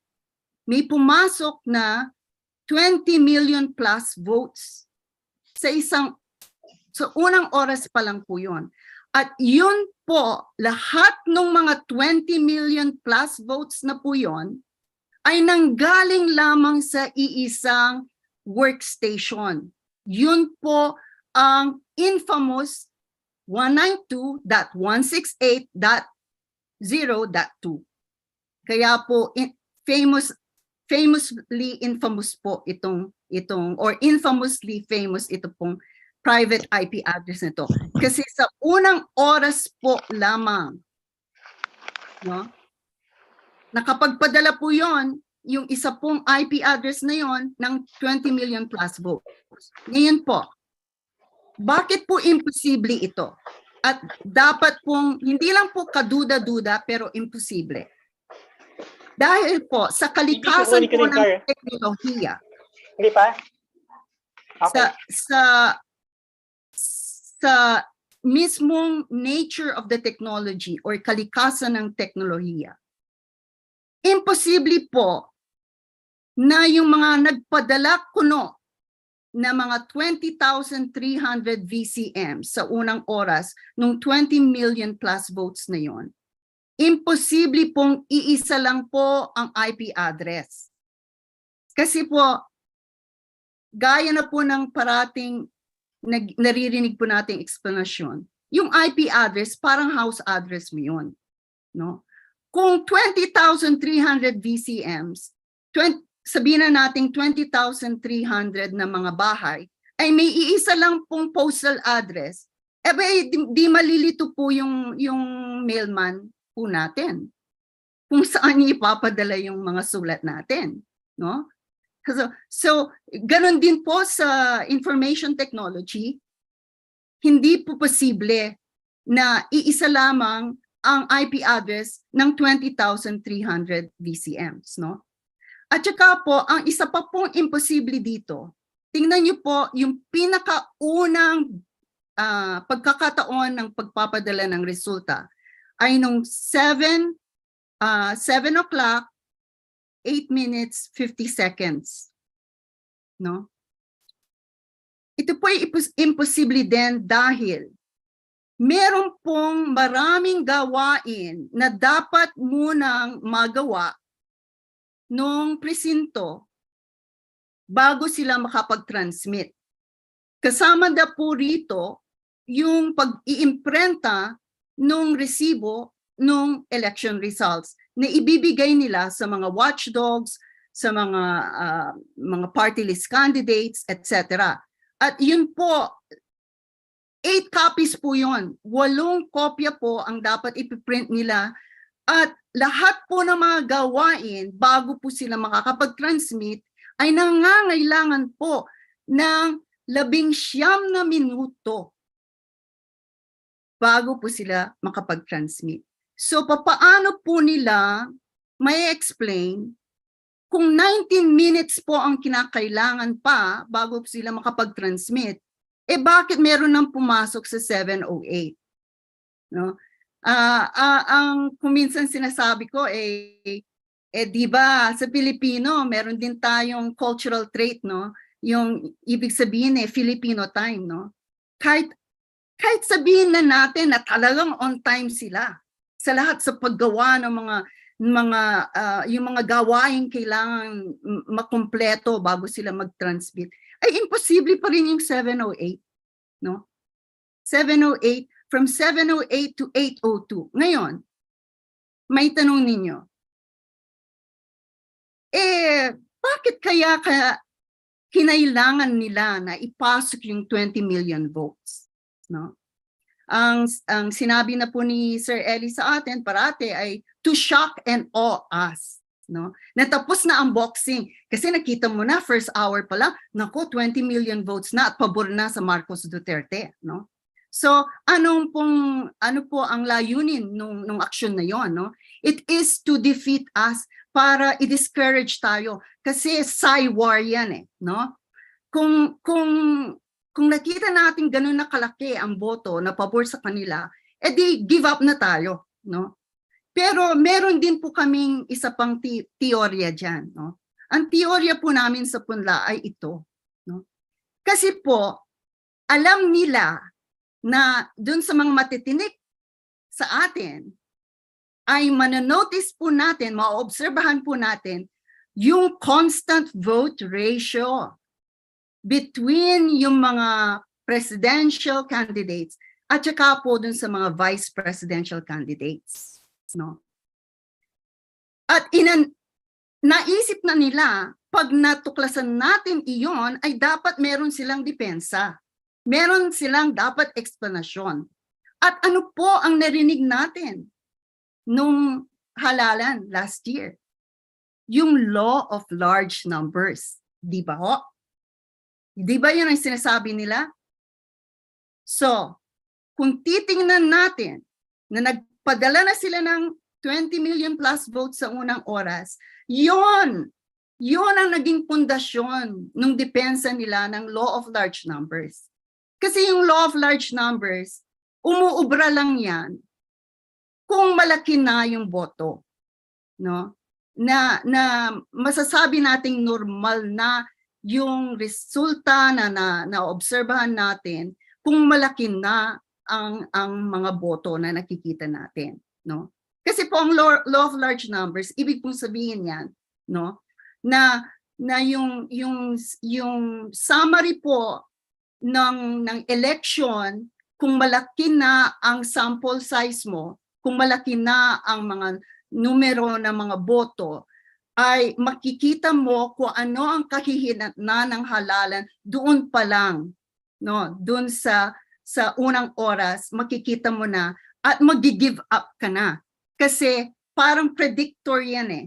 You know? Yung law of large number, predictor yan ng halalan. At since nakita na natin sa 20 million plus votes pa lang, ay pabor na ang halalan sa Marcos Duterte, ay ano ang pong epekto noon? Itaya po natin dun sa sinabi ni Sir Eli, ay talagang shock and awe po. Diba ho? Tapos, ang isa pong kaduda-duda pong nangyari, sa pangalawang oras, ay biglang bumagsak ang boto from 20 million plus votes to 13.2 million plus votes. Bakit po anomaly yan, no? Anomalya yan, no? Yan po ay isang anomalya. Dahil po, sa buong kasaysayan ng mga halalan, usually, tumataas ang boto, nagpipik po ang boto sa pangalawang oras. Pero hindi po ito ang nangyari. Nag-peak po ang mga election results sa unang oras pa lamang at tapos bumagsak na sa pangalawang oras. Bakit?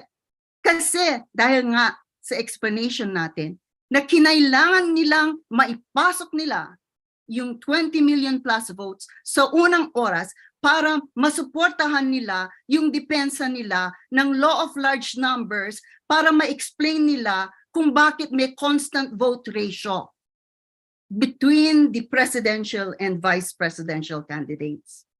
No? So in-anticipate na nila yan.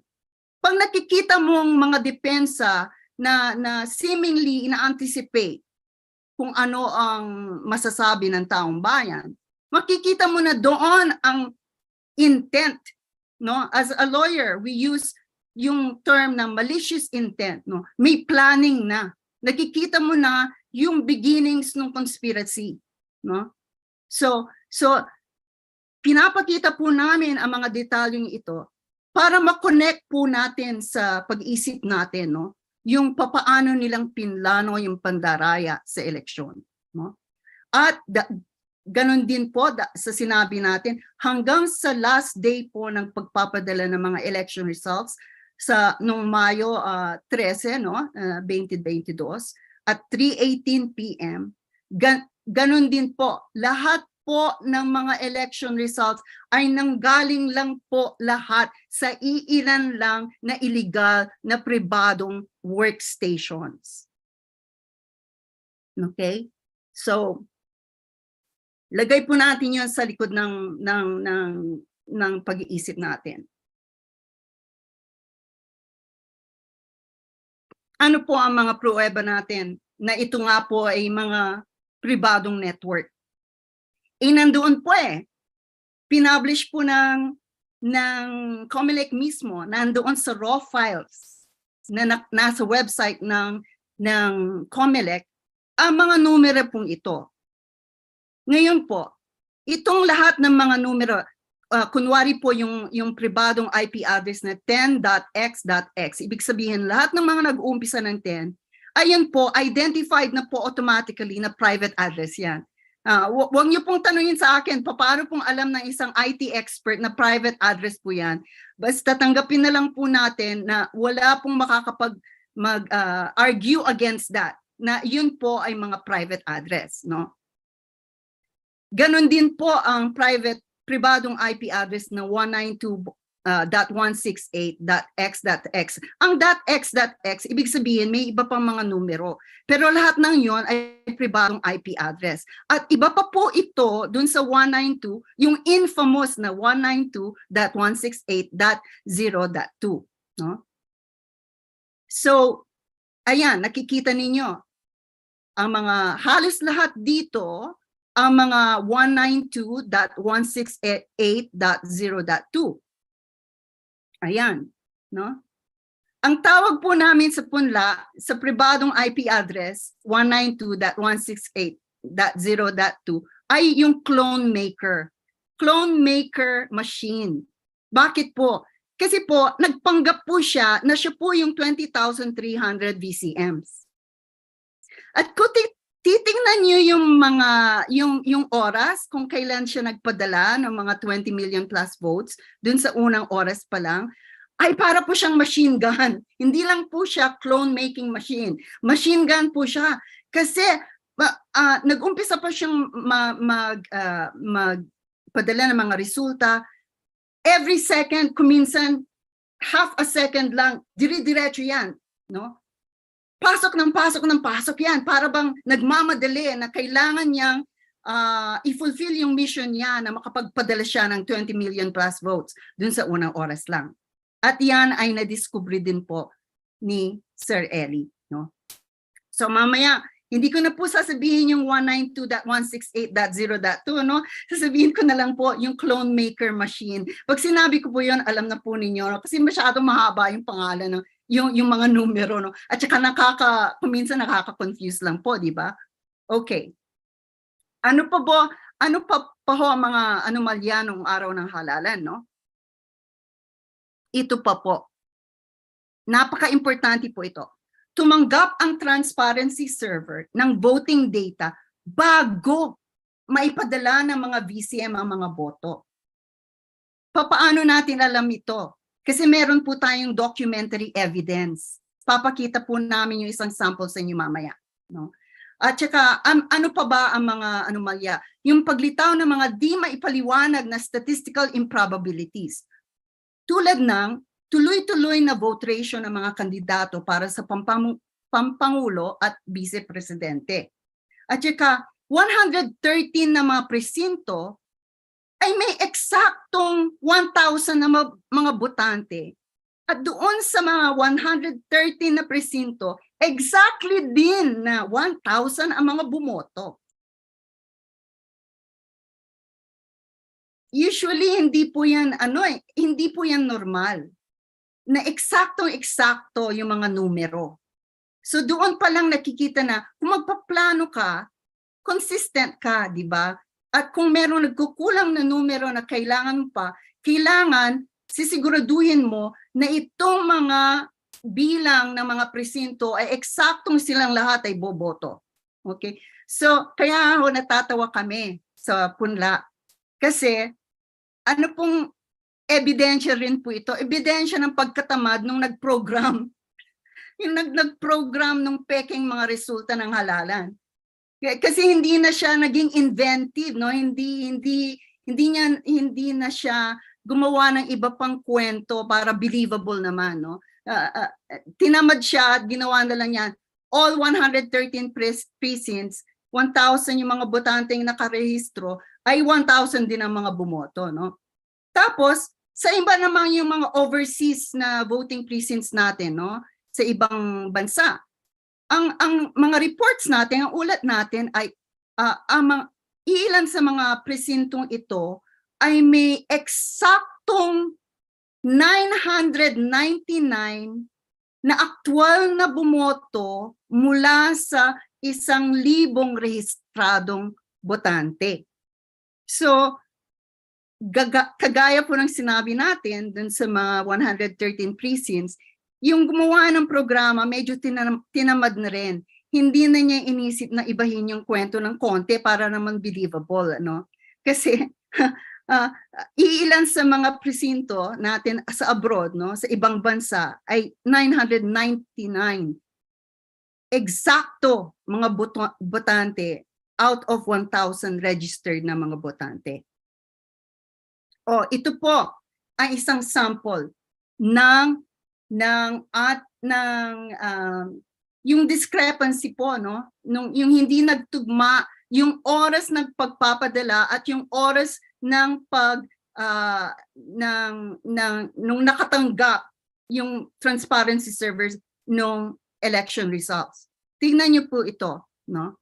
At saka sa batas po, ang mga documentary evidence, napaka-importante po yung mga pruweba, ano? Ang problema po sa yung mga resibo ng election results, yung pong ink to print these, no, para sa pag-imprenta ng mga resibo ng resulta ng halalan, ay madali pong mag-fade.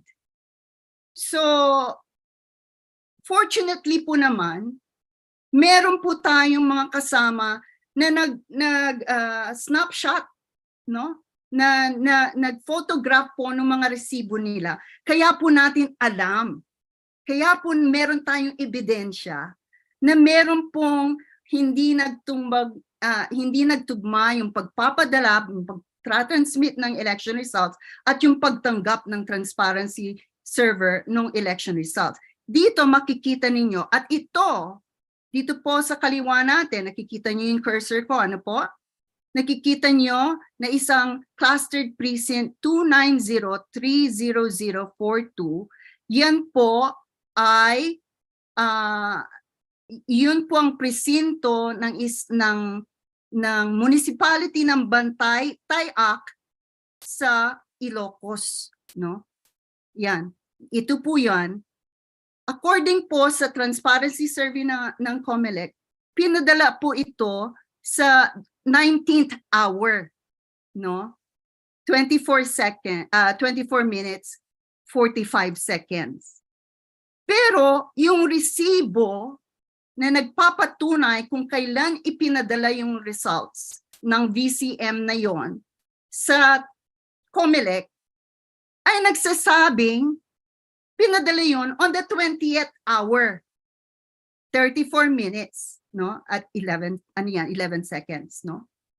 So dito nakita natin natanggap ng server, yung transparency server, yung election results 1 hour, more than 1 hour bago pinadala ng VCM yung election result. So, paano nangyari yun? Paano nangyari yun? Ibig sabihin nun, yung mga illegal na pribadong address na pag-usapan na natin, no? Alam na nila kung ano ang ipapadala nila sa transparency server bago pa pinadala ng vote counting machine. At paano nilang alam yon? Iisa lang po ang rason na, kumbaga, yung makatwirang rason na pwedeng ma-explain yan, no? Kung pinrograma mo na ang resulta at alam mo na, diba? At ibig sabihin din nun, no? Kaya nga po dito, isasabihin ko na to, no? Meron pong mga nag-o-oppose sa mga sinasabi ni Sir Eli, no? Na sinasabi ng COMELEC ngayon, sinasabi po ni Averia na nakakapagtaka dahil siya ang chairman ng NAMFREL, no? Pero siya pa ang unang nagdidepensa sa COMELEC ngayon, di ba? O, ang sinasabi nila, ang pinakamabuti dyan ay kailangan i-compare na lang yung actual ballots, no? Magka-random audit tayo ulit, no? At kung nagtutugma naman ang resulta, no, na pinakita na nanggaling sa VCM at saka yung napunta sa COMELEC, ay anong problema noon kung nagtugma naman ang resulta? Doon po tayo babalik sa pre-programming. Kung kayo po, magpaplano kayong mandadaya kayo sa halalan at meron kayong teknolohiya para magawa ninyo ito. Hindi ba dapat yung programming ninyo na napunta sa COMELEC at nandoon sa loob sa SD card ng VCM, ay dapat pareho yung resulta. Kaya nga po, hindi po natin tinatanggap na yon ang magpapatunay kung tunay at tapat ang halalan noong 2022. Kasi alam na ng transparency server kung ano ang ipapadala ng VCM. At kung nagtutugma yung election results, pero hindi nagtutugma yung pagpapadala, yung oras ng pagpapadala, ito na po ang isang ebidensya na pre-program, peke po ang resulta na nilalabas ng COMELEC transparency server. No? Kaya hindi po kami, at least ang grupo po namin, no? Hindi po namin i-accept na na magkaroon tayo uli ng check, ng random audit ng mga balota. Kasi po, ang dami na, more than 1 year na po. No? Marami nang pwedeng mangyari before that, no? Na pwede mong maniobra, pwede kang magpalagay, pwede mo nang iplano kung ano ang supposedly random na mga ballots na ipapakita mo sa public, no? Ang dami po ng panahon para magawa na 'yon, no? Kaya po sinusuportahan namin yung petition po ng TN Trio na pakita niyo sa amin yung transmission logs, kasi yung transmission logs, yon ang registration ng lahat ng mga na-receive ng central server na siyang opisyal na depository ng election results, no? At doon natin makikita kung nanggaling sa mga telcos public lines yung na-receive ng central server o kagaya ng transparency server ay nanggaling lang po doon sa mga illegal na pribadong address. No?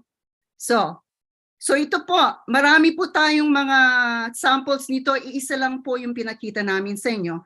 Kasi ayaw po natin, masyado nang magiging mahaba yung presentation natin kung ibibigay namin lahat sa inyo yung mga documentary evidence po natin. No? So ito po, ang isang parang pinapakita nito ang lahat ng mga boto para sa pagkapangulo. No? At dito pa lang makikita na ninyo ang constant vote ratio ni BBM compared to Lenny, no? Compared to Pacquiao, compared to Isko, compared to Ping, no? At hindi malayo, hindi nag-iiba masyado 'yan. It's ranging from 60 to 63% in favor po kay BBM versus 27 to 29% kay Lenny. At ganun din po sa mga ibang kandidato. Hindi po ito maipapaliwanag na mismo po mga statistics expert natin, yun ang unang-una nilang sinabi sa atin, kaduda-duda yan. No? At dito rin po makikita ninyo yung hindi kapanipaniwalang 20 plus million votes na pumasok sa unang oras pa lamang. At dito rin makikita yung hindi kapanipaniwalang fact or figure, hindi po fact, no, na pinakamataas na bilang ng mga boto na natanggap ng isang kandidato sa pagkapangulo kasama na ang VP ay may mas mataas pa silang boto kaysa sa pangulo at pareho silang mas mataas kaysa sa top-notcher na senador, no, o kandidato sa Senado, no? At ito po ay first time sa history po ng Pilipinas, no? Isang kauna-unahang nangyari ito po sa kasaysayan ng Pilipinas, no? So lahat ng po ito, kung tatanungin niyo ako bilang lawyer po, no, lawyer ako. Ito po, attorney, hindi naman yan sapat na ebidensya ng Pandaraya. Nag-agree ako sa inyo, sang-ayon ako sa inyo.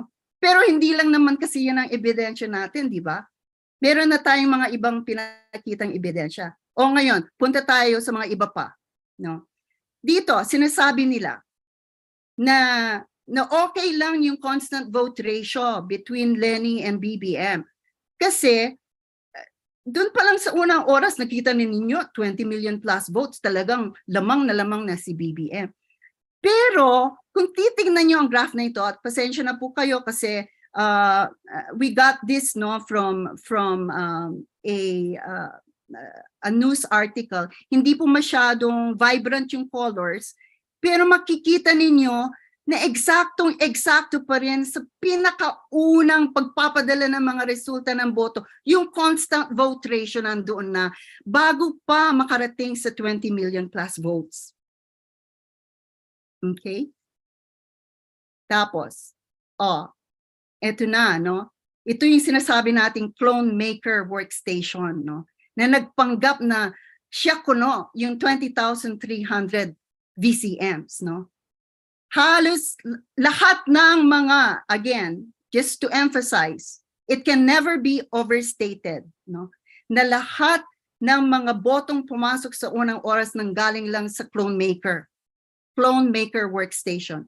Hindi natin alam kung yun ay laptop o ibang device, no? Kaya ang tawag natin diyan ay workstation. So,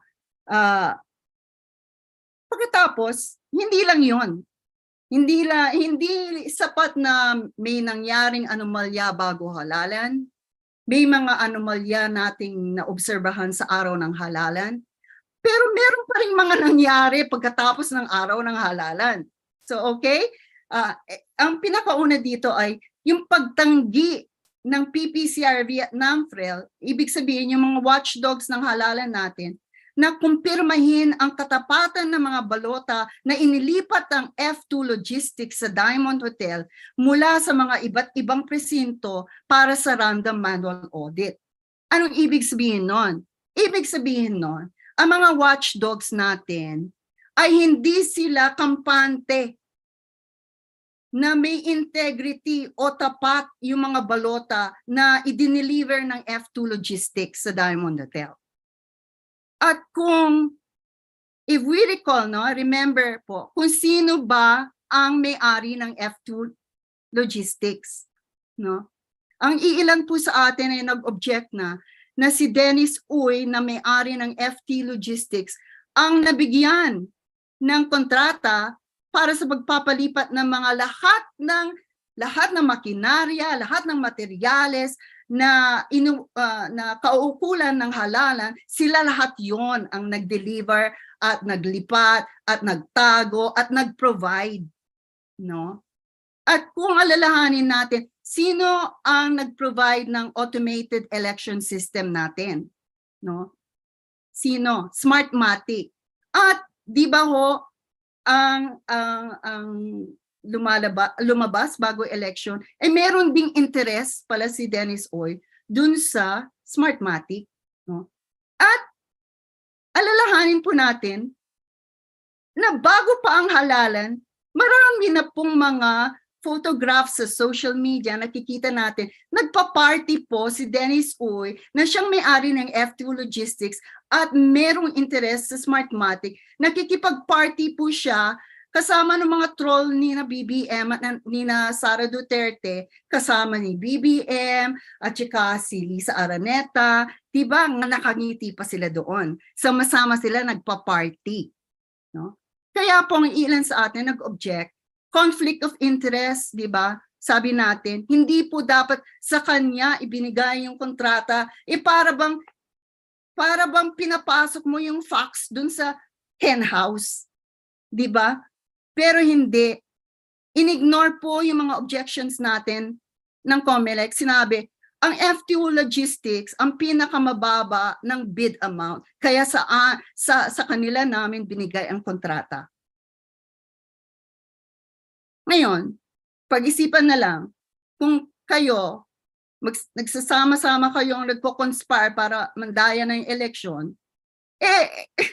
gaano ba kahirap na ibigay ko sa kaibigan ko kung anong amount ang dapat na ibigay mo sa akin? Dahil alam ko na yung mga amounts na binid ng iba para masabi ko na ikaw ang may pinakamababang bid. Okay? Hindi ko sinasabing itong nangyari.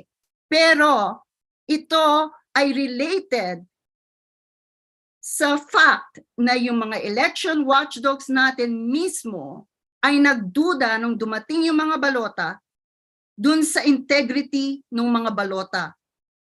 Hindi sila kampante na tapat yung mga balota at hindi nila sinertify. No. Okay.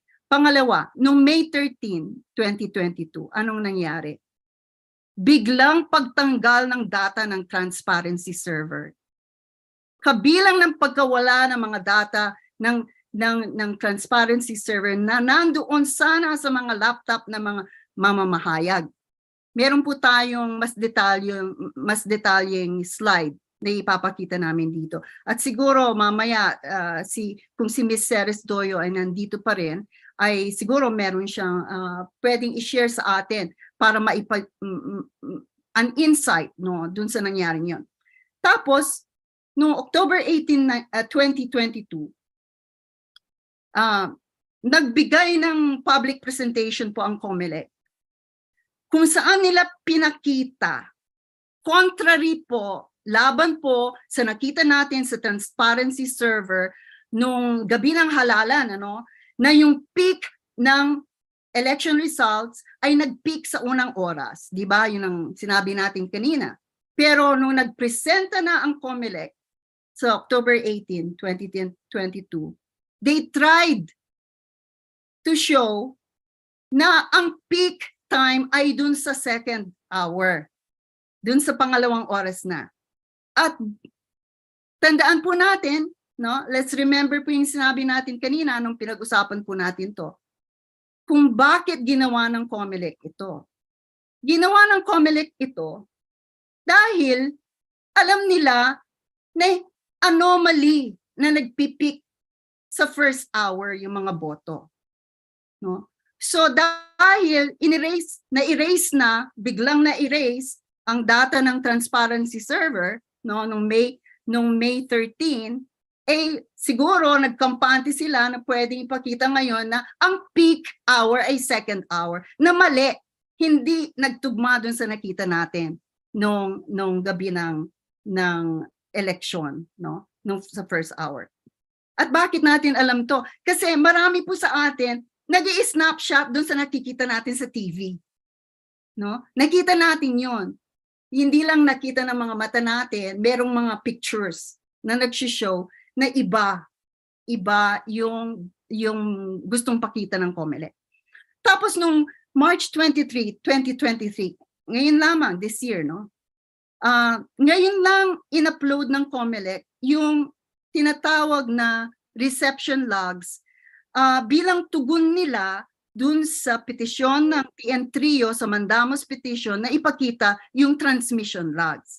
Sabi nila, yung reception logs daw ay yung transmission logs. Which is wrong.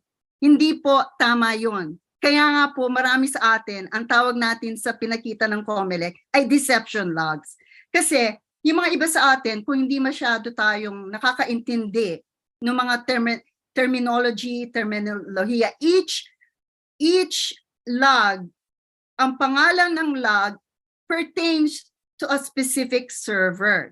So yung reception log, yun po ang nag-log ng mga transmission para sa transparency. Pero yung transmission log, yun po ang nag-uugma doon sa central server. So gusto nating malaman kung ano talaga ang data ng central server at saan naipadala yung mga boto, kung dumaan ba sa telcos o dumaan ba dun sa illegal na pribadong network na nakita nating nagpadala sa transparency server. Gusto nating malaman kung ano talaga ang opisyal na transmission record na yun na ay makikita natin dun sa transmission logs. Tapos, hindi lang yon. Just very recently lang, last month lang po, higit sa 1 taon pagkatapos ng halalan, inamin ng COMELEC through Chairman Garcia ang paggamit ng COMELEC ng pribadong address. Bago pa yon, kung recall ninyo, silensyo po ang COMELEC. Hindi po nagsasalita. Sino po yung nagsalita bago siya nagsalita? Bago nagsalita si Chairman Garcia. Di ba ho si Mr. Averia, last month, naglabas siya ng mga theories niya, mga teorya niya, kung bakit meron tayong nakikita mga private address. Nagbigay siya ng iba't ibang explanation na parang depensa sa COMELEC kung bakit may nakikita tayong private address, no? A month ago, di ba? O ngayon, sinasabi na ni Chairman Garcia, oo, inaamin namin, gumamit kami, pero there's nothing wrong with this. Hindi po totoo yun. No? That is not true, and that is not a defense. Kasi unang-una, yung end-to-end path transmission na demo nila, no? Ang pinakita ng COMELEC sa atin bago eleksyon, kumbaga yun ang pinakita nila, in-explain nila sa atin, yung proseso ng halalan mismo, step by step. Wala ni isang mention ng paggamit nila ng isang private network. Lahat ay dapat dumaan sa public telcos lines. So based lang po doon, kumbaga iniba na ng COMELEC ang kwento nila, no? Hindi naman problema yan We'll use private addresses all the time 'di ba? Nagkaroon din ng bagong yun pa yung video ng Rappler, 'di ba? Nakita po ninyo yon? Nandoon na naman si Averia at saka isa pang tao na supposedly IT expert explaining away yung existence of an IP address. Pero gaya na po ng sinabi namin, I'm gonna remind you now, tandaan na imposible by the nature of the technology na iisa lang address ng 20,300 vote counting machines. Hindi po pwede yun. No? So, at saka, hindi po, alam na po natin, yung pribado mga address yun, nanggaling lang po sa loob ng COMELEC.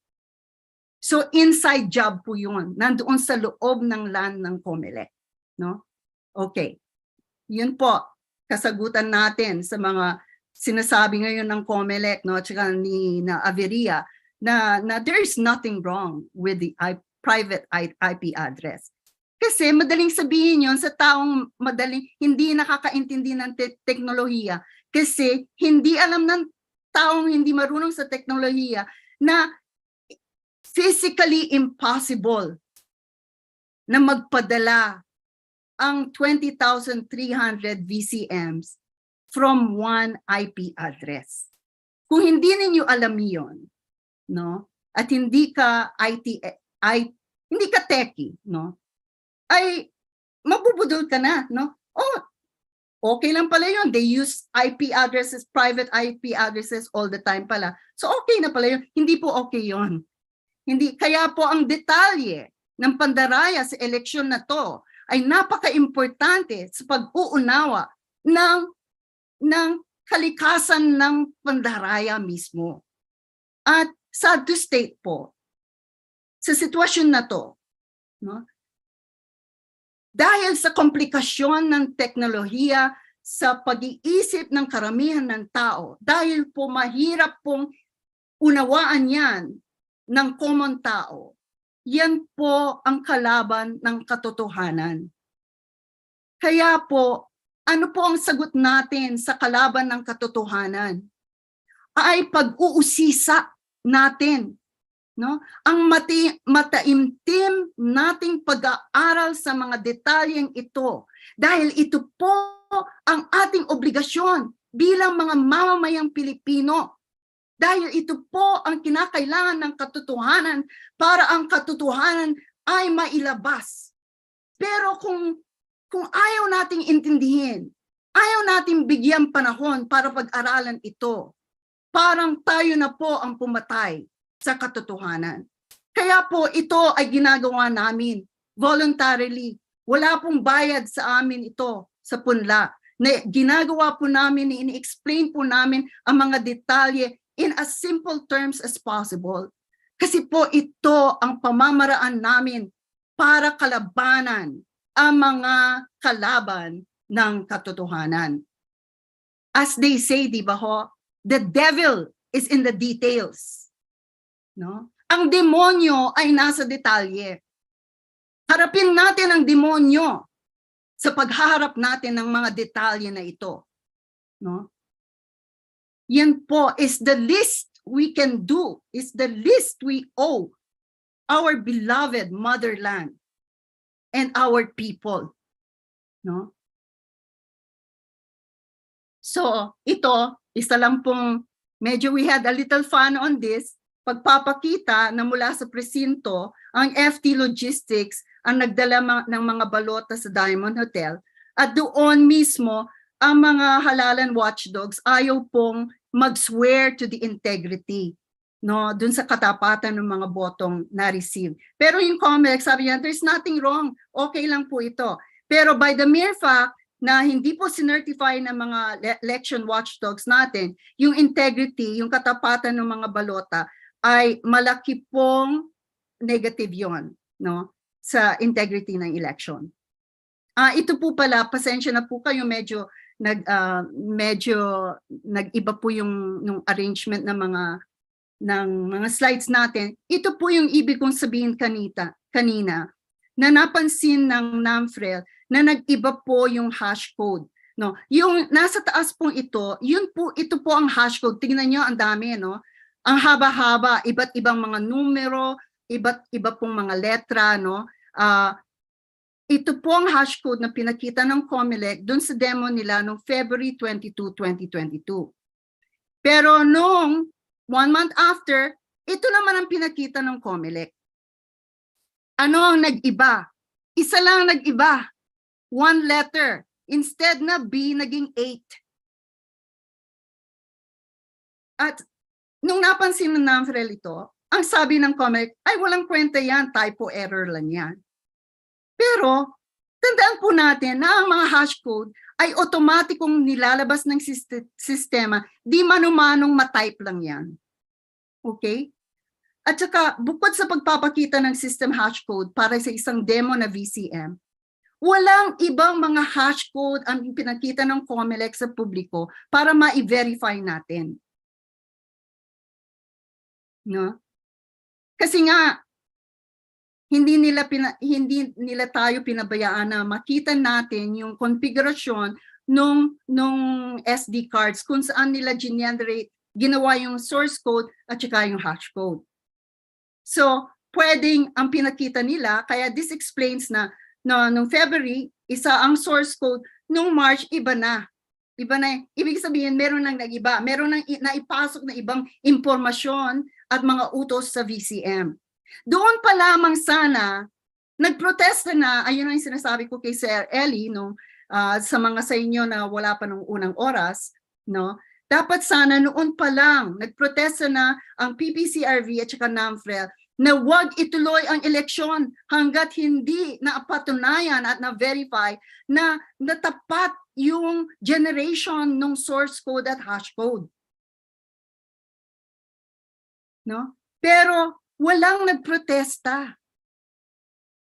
At sabi ko rin, bilang isang abogado, normal mo lang po sa amin na abogado, na kunwari merong proceeding na merong nangyayaring hindi namin gusto, pero dahil hindi kami ang may control ng proseso, ay meron pa rin kaming otoridad na magsabi on the record, please, Your Honor, or please, Sir, please record our objection sa continuation ng process na ito. Put on the record po ang objection namin.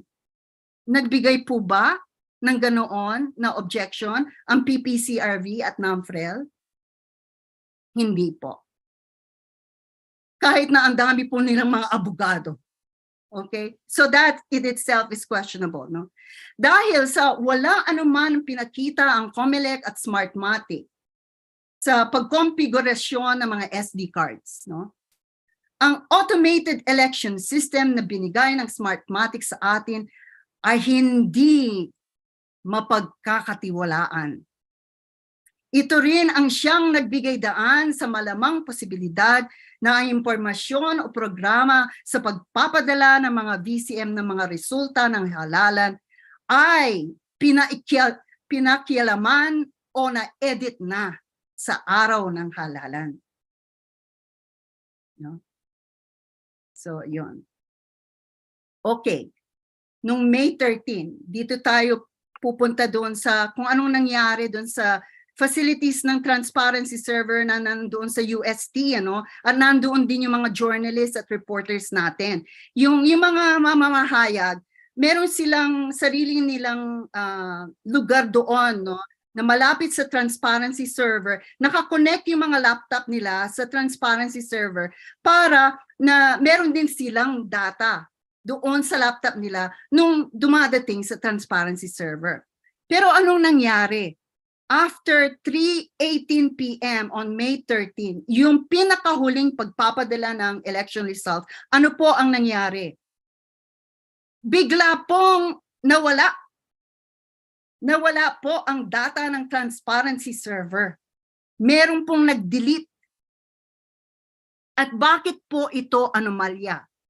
Kasi po, sa buong kasaysayan ng Pilipinas sa halalan, usually, yung pagdidelete po ng data ng transparency server ay nangyayari lang po sa huling araw ng paghain ng protesta sa halalan. On the last day of filing of election protest, lang nila dinidelete po ang data ng transparency server.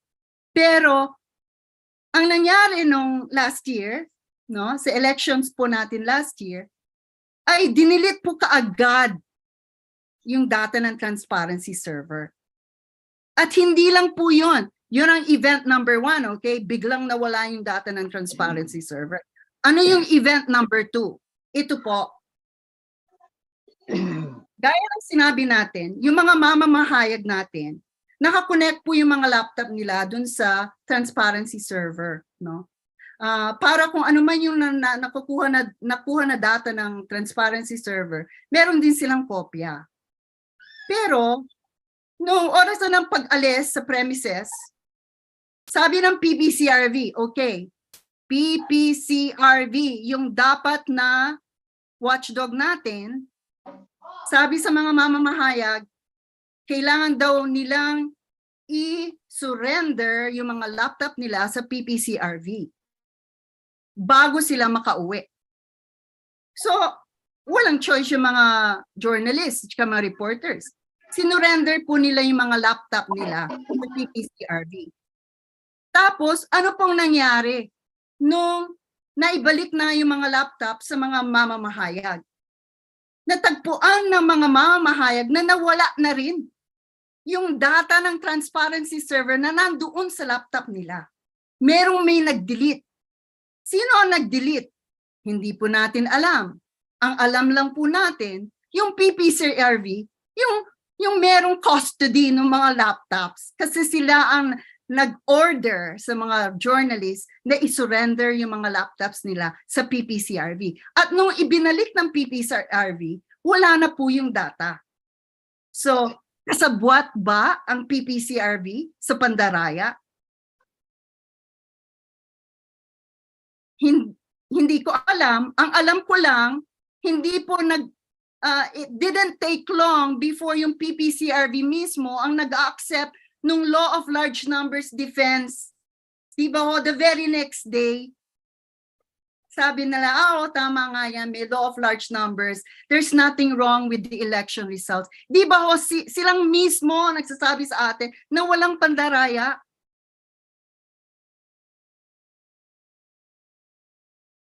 But remember na sila ang nagka-custody ng mga laptops kung saan na-erase yung data ng transparency server sa mga laptop ng mga journalists po natin.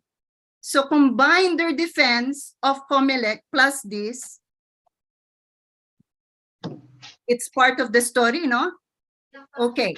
So, ngayon, dumating na po tayo sa kahihinatnan, no, ng ating presentasyon tonight, no? Let us now connect the dots, no? Yung lahat ng mga every single evidence. At ako po ay, dahil po sa training ko sa pagkaabogado, marami pa akong masasabi sa inyo na masasabing anomalya. Pero hindi po pumasa sa pag-iisip ko bilang ebidensya po yon ng Pandaraya. Opo, anomalya yon. So, sa akin pa lang po, hindi ko na binigay sa inyo lahat ang mga rini-report, no? Ang pinili ko lang po, galing sa mga na-research po natin sa mga news, iba't ibang mga news articles, at saka lahat ng mga panawagan, at saka lahat ng mga statements ng lahat ng mga personalities involved, including po yung TN Trio, yung COMELEC, si Averia, and yung mga PPCRV. Ito po ang pinili ko na isa-isa po yan. They are circumstantial evidence of electoral fraud, systematic, in other words, planned with malicious intent, and therefore it's a conspiracy, no, to defraud us of our votes. When you put them together, they make sense.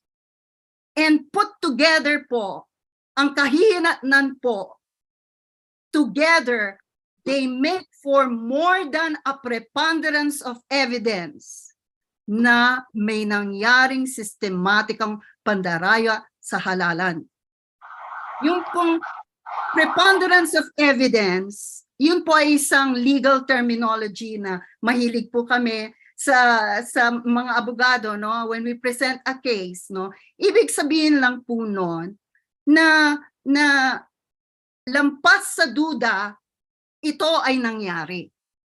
So, each evidence na ito, each number 1 up to number 10 na ito, we have proof of that. Okay? Ngayon, pero circumstantial evidence po yan na pag pinagsama mo ay, sa palagay ko po, sa humble opinion ko po bilang lawyer, it amounts to greater than a preponderance of evidence na totoong nangyari ang pandaraya sa halalan. Okay, isummarize po natin, no? Unang-una, paggamit ng illegal na pribadong network sa pagpapadala ng mga resulta ng halalan sa transparency server. Ano ang ebidensya natin to? Mismong COMELEC Chairman Garcia ang nag-admit nito. At ano pa? Yung mga raw files mismo na inilathala ng COMELEC sa kanilang website. So, ang mga pruweba natin sa unang ebidensya ito ay walang iba kundi ang COMELEC. Okay? Kaya, tuwang-tuwa po ako pag nagsasalita ang COMELEC kasi lalo lang silang nagkakamali. No? Lalo lang nilang binabaon ang sarili nila dahil sa kanilang pagsisinungaling. Kira, no? Pantunan mo na itang atsara. Meron po tayong dapat ma-mute as to mute.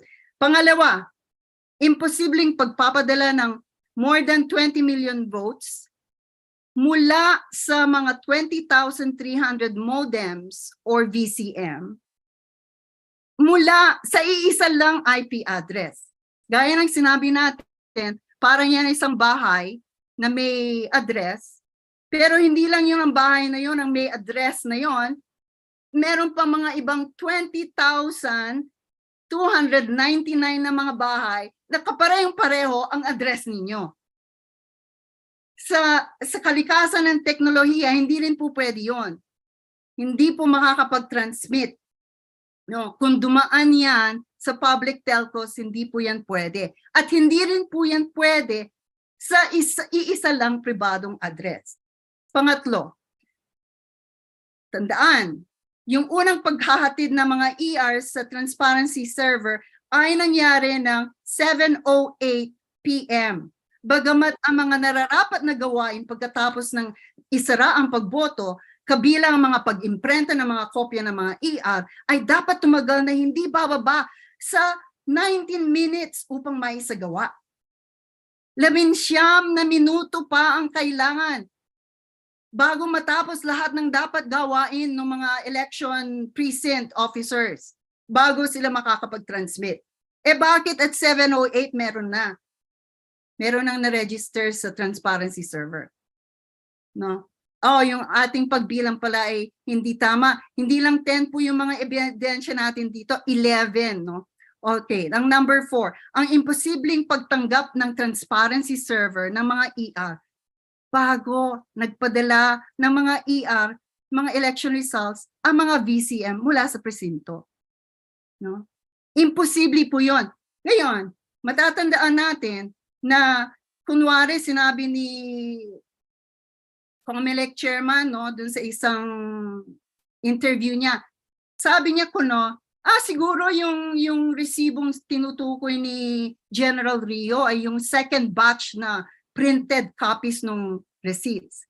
Pero right away, tinanggihan po yan ni Sir Eli.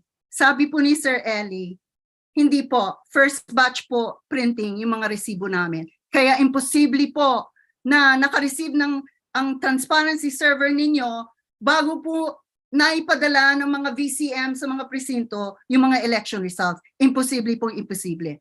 Tandaan po natin yung isang proof po natin na may documentary proof, ay nagsasabing na-receive ng transparency server yung election results more than 1 hour bago actually nakapagpadala ng election results, yung VCM na yun, yung mismo. At paano natin alam? Kasi may ID po yung VCM. At nagtugma po yung ID. Nag-iba lang yung time. Ano pa po ang pruweba natin? Ang pagkakaiba ng mga hash code na ipinakita ng COMELEC. Ngayon, sabi ng COMELEC, typo error lang yan. Pero hindi po. Alam niyo po, dumarating sa kaso kung saan na pag marami ng pruweba na nagtuturo sa atin na merong anomalya at meron ka pang nakita pang isang anomalya. Kumbaga, ayan po ang sinasabi namin sa batas na nag-shift yung burden of proof. Burden of proof na dapat ngayon ang COMELEC kailangan niyang patunayan na hindi tama yung sinasabi natin. Hindi na tayo ang dapat magpruweba na tama tayo kasi meron na So hindi na sapat na sabihin ng COMELEC ay hindi totoo yan, hindi yan tama, na walang pruweba sa banda nila. So it is at this point that COMELEC po carries the burden of proof to prove what they are saying by not just denying but actually positively proving yung sinasabi nila. At sa ngayon po ay hindi po sila pumapasa. Hindi nila pinapasa yung burden of proof na yon. Sa humble opinion ko lang po bilang abogado. Ano pa po ang pruweba natin? Seventh proof natin. Ang matinding kahiliman sa pag-imprenta ng balota at pagkokonfigurasyon ng mga SD cards. Hindi na po sapat na sabihin ng COMELEC na walang nangyaring masama nung hindi natin nakita. In the face of all the other evidence, hindi na po sapat ang denial. Kailangan po may proof sila na walang masamang nangyari, na hindi nila minaniobra yung source code, na hindi sila nagpasok ng ibang kautusan sa SD cards. Kailangan maipakita nila yung integridad ng pagproseso. Kaya lang, ang problema lang po ngayon, dahil more than 1 year na po since the election, marami na rin pong pwedeng gawin na idoktor lahat yan para pag tayo ay nagtanong o nagkaratingan na sa kaso sa Korte Suprema na pagbibigay na ng ebidensya, ang problema lang po doon ay madali lang pong magpeke ng ebidensya na. At kung isasabay niyo to sa pag-uunawa natin na ang Korte Suprema are mostly Duterte appointees, siguro naman po makatwiran na posibilidad na hindi po tayo mananalo sa Korte Suprema. Kahit na marami ang mga ebidensya natin. Pero ganun pa man, sige, sabihin pa natin kung ano pa yung ebidensya natin. yung makasaysayang kabilisan ng pagtanggal ng data ng transparency server, no?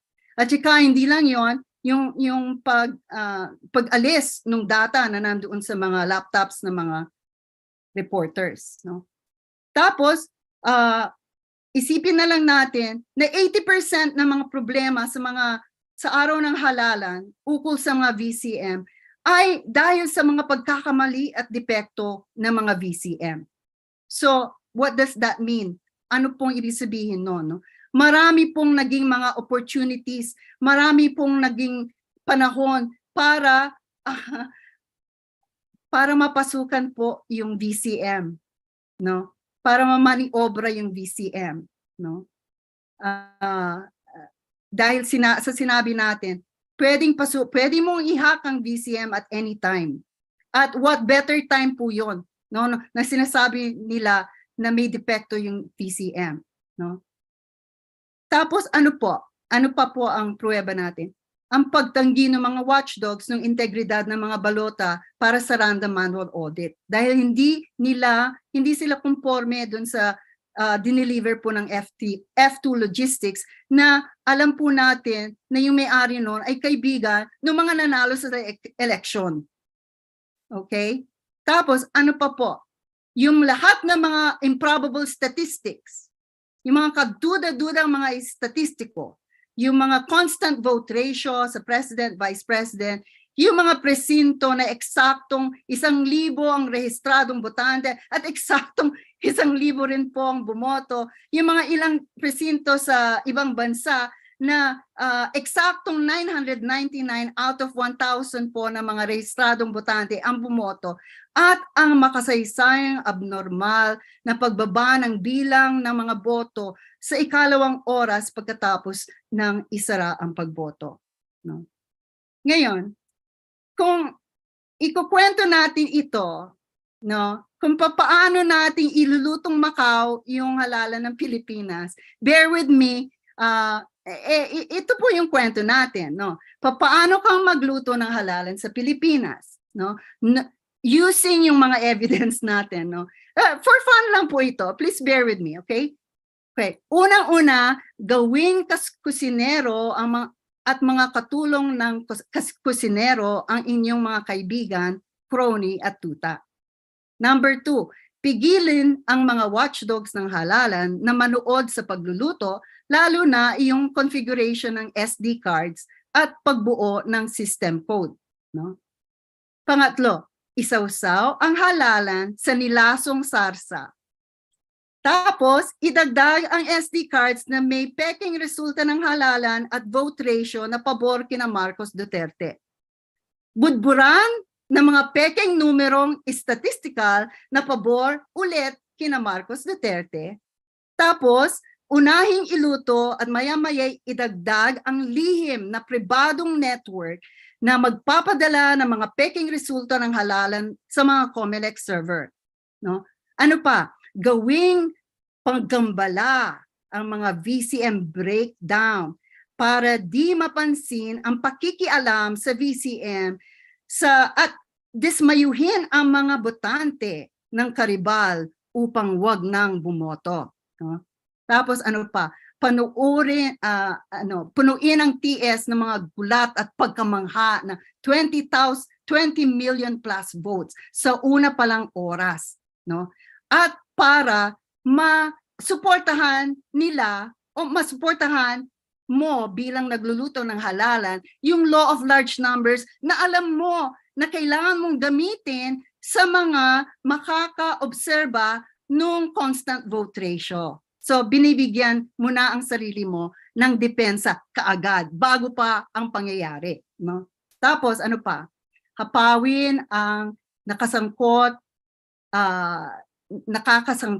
ng mga TS na data, no, sa transmission logs, no? Make them disappear. Tapos patindihin ang init sa pamamagitan ng pagsusuhol, pananakot, panliligalig at pagbabanta sa lahat ng mga nakakaugnay sa halalan upang sumuko na at hindi na magprotesta. Hindi ba ninyo napapansin silensyo lang po ang mga mainstream opposition natin. At in fact, kundi lang po kay Miss Ceres Doyo at kay at iba pang isa pang journalist, sila lang pong alam ko na nagpa-publish ngayon ng mga nakita na ebidensya ng TN3. Kung hindi pa nila pinublish ang mga articles ito, hindi pa alam ng karamihan ng mga Pilipino. At sa ngayon pa rin ay masasabi natin hindi pa rin po alam ng karamihan na Pilipino. Kaya po namin ginagawa ito. Para ngayon na alam na ninyo, kayo na po ang teacher, ang bagong teacher, ang magtuturo sa ating kapwa Pilipino sa katotohanan ng mga pangyayari sa halalan natin last year. Tapos, tapusin ang lahat, para in a conspiracy of silence, ang pagsasabwatan ng katahimikan, ihain ng malamig na malamig itong linuto nating eleksyon, Pero wag magtagal, namnamin nyo ang luto ng eleksyon, pero wag kayong magtagal hanggat magnakaw na kayo sa kaban ng bayan sa pamamagitan ng Maharlika Investment Fund. Okay? All right. So yun po ang recipe natin sa lutong Macau ng eleksyon. Ano ang mga konklusyon na pwede nating makuha sa lahat ng nasabi natin at na-prove na natin? Unang-una, higit na sa mas marami ang ebidensya ng sistematikong pandaraya sa halalan na nagpanalo kina Marcos at Duterte. Dahil nito, ang pamahalaang Marcos Duterte ay hindi lehitimo. Ibig sabihin, isa siyang iligal na gobyerno. Dahil din sa mga pruweba natin, dapat nating suportahan ang mandamus petition ng TN-Trio sa Korte Suprema para pilitin natin ang COMELEC na isuko na ang transmission logs nila na magpapatunay sa Pandaraya sa halalan. Pero syempre, ayaw nilang isuko, di ba? Dahil iyon nga ang isa pang magpapatunay sa Pandaraya sa eleksyon. Pero I bet, pag sinabi nila, o sige, ready na kami, isusuko na namin at isusuka natin yung kung ipapalabas lang nila yung transmission logs, sabihin na lang, ang dali-dali po kasing ipeke yun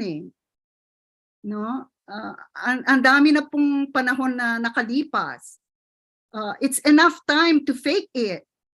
So, medyo questionable din po yung kaso natin sa Korte Suprema kung gano'n, Pero, kaya nga rin po, tama rin po yung impeachment action na in-initiate o inumpisahan ni Colonel Leonardo Odonio at ngayon ay kasama na rin po ang TN-Trio doon at ang Makabayan Bloc sa Congress, na sana ay i-impeach na ang lahat ng mga COMELEC commissioners kasi base lang po sa pruweba na nasa kamay na natin ngayon, mahirap po nilang ipaliwanag na hindi sila kasama dun sa Pandaraya na nakita natin.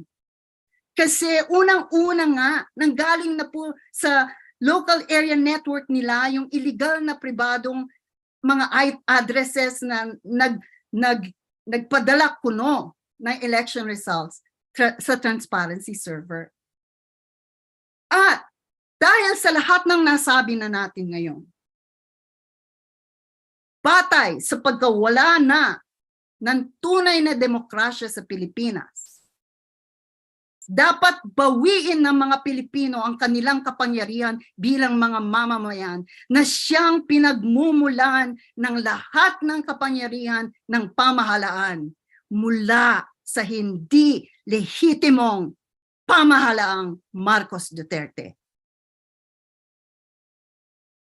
Kaya po, kami lang po ngayon ang nagsasabi nito, Kami lang po ang may otoridad na magsalita para sa aming sarili.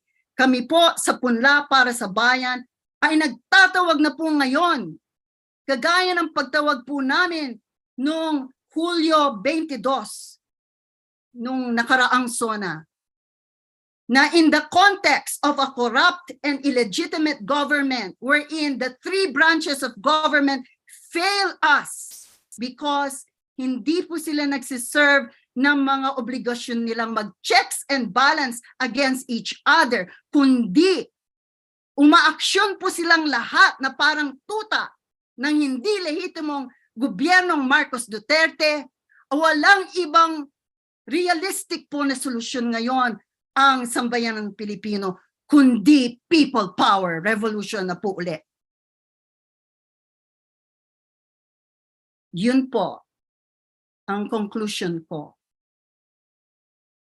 Kayo po ang mag-judge kung pag-aralan po ang lahat ng ebidensyang pinresent po namin sa inyo. Okay, with that, we now open the question and answer period. Maraming salamat po sa inyong panahon, sa inyong pong pasensya, no, sa pakikinig po sa akin. At pasensya na po kayo kung masyadong malakas po yung dating ko kuminsan, dahil talaga pong naghihimagsik po bilang isang kababayan ninyo, no, na kahit na nasa ibang bansa ako po ay kasama ninyong nagdurusa para sa ating inang bayan. Okay. So, sa lahat po ng mga kasama natin, dito sa Zoom meeting po natin, very welcome po yung mga questions ninyo. Kung gusto po ninyo mag-question ay itaas lang po yung kamay ninyo, no? Meron pong icon dyan sa mga gustong magtanong, no?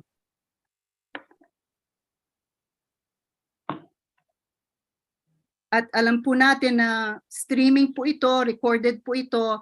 Yung pong hindi nakapasok sa Zoom ay rest assured po, no, ilalabas po namin ang recorded video nito sa sa inyo. So anyway,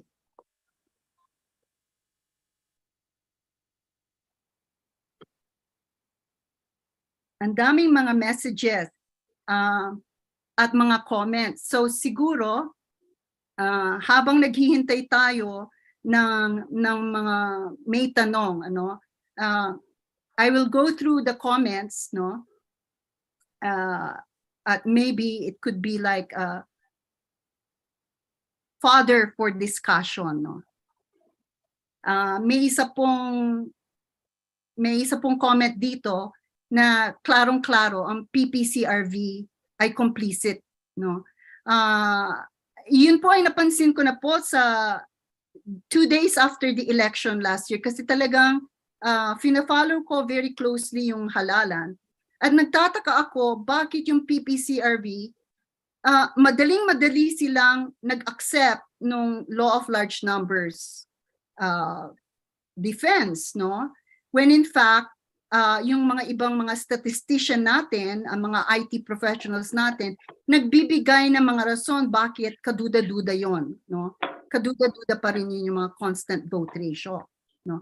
Tapos ngayon alam na natin pa, in addition to that, yung mukhang ang PPCRV yung nag-erase, no, nung transparency server data sa mga laptop ng mga journalists, no? Tapos ano pa? Ano pang mga ibang comments dito? Ang COMELEC daw does not respond to Supreme Court under oath. Totoo po yun. Hindi ba ninyo napansin na hindi po nag-respond ang COMELEC dun sa kaso na Mandamus? Ang ginagawa nila, naglalathala sila sa public. So nag-a-appeal sila sa public, hindi sila nagbibigay ng mga statements sa Supreme Court. At ang tanong ko naman bilang abogado, di ba meron silang deadline para mag-respond dun sa petition Mandamus? Ngayon pa lang ay dapat in contempt of court na sila. Bakit po walang galaw na contempt of court against them. No? Bakit po wala yun? Kasi kung ako, kliyente ko kayo, tapos meron tayong hiningi, tapos ang korte binigyan ng deadline yung kabilang side, no?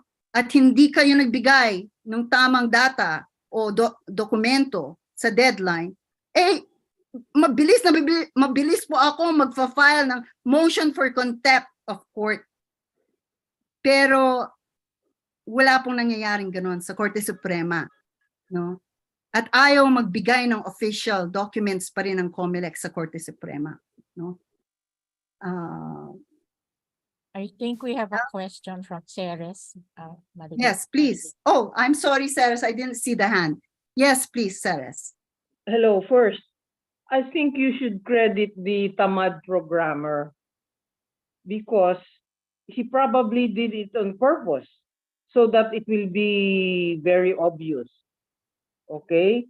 That's why I think you should be able to find some whistleblower who can tell you directly. Because, yes, one of my suspicions is that this went also fast by purpose, not simply to dump votes, but so yes, it would be so unbelievable. Okay, number two, I don't know, you kept using the word imposible. It might be misunderstood na imposible. Naging posible nga ginawa nga nila I think i-qualify mo yung imposible, hindi pwede mangyari yun kung hindi nila ginanito. Yun lang ang advice ko kasi when I kept hearing you use the word imposible, sabi ko, imposible nga, ginawa nga nila So I think it should be imposible. It should be imposible kung sinunod. That's the context. Yes, that's the context, but points well taken. Yes. Yes. Now, the most important thing that I wanted to say is that all these things that you said and all those things that were shown to us should be put on hard copy or an e-book. Kasi people cannot sit down and listen to you for 3 hours. They need to have something in their hand. And it could be simplified a bit and then summarized a bit at the end or in the beginning, like 1, 2, 3, 4, 5.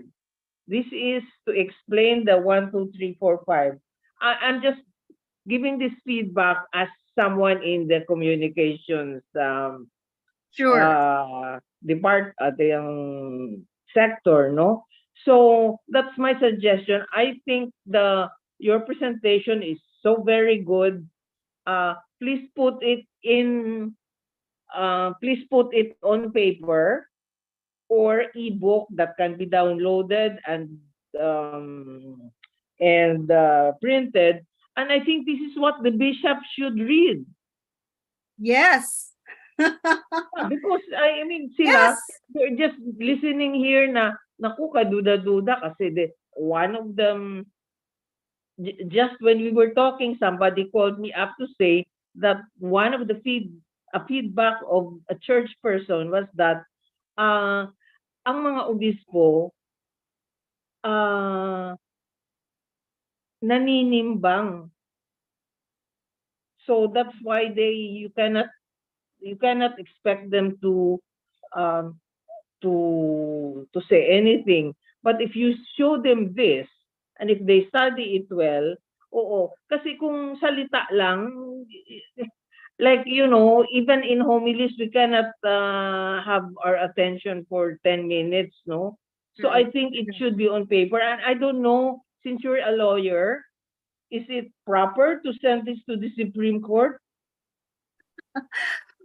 Unfortunately, Ceres, an interesting side fact to this is yung lawyer ng Tian Trio is my former professor of law, Agabin. Si Professor Agabin. Okay, he's yes, well known. and because he is the lawyer, it is not considered kosher, no, to to do anything without being in league or formally allied with that lawyer, no. But hopefully, my former professor might have learned a few things from this presentation tonight, yes. no. Also, My presentation. I'm not taking sides here. I'm a journalist, just Right. speaking the truth.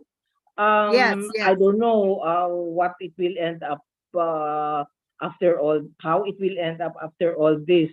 But you know, kasi kung doon lang sa Mandamus, wala naman ito doon eh, di ba? Attorney? Anong ibig mong sabihin wala naman ito doon? What do you mean? Yung Mandamus naman is just compelling the COMELEC to show this. Yes, But yes. it's not, So it's not showing what right. the COMELEC should, because they should have the burden of proof, as you said. Yes. Yes. So, I mean, how can they show burden of proof if you don't show them na this is where dito kayo sumabit?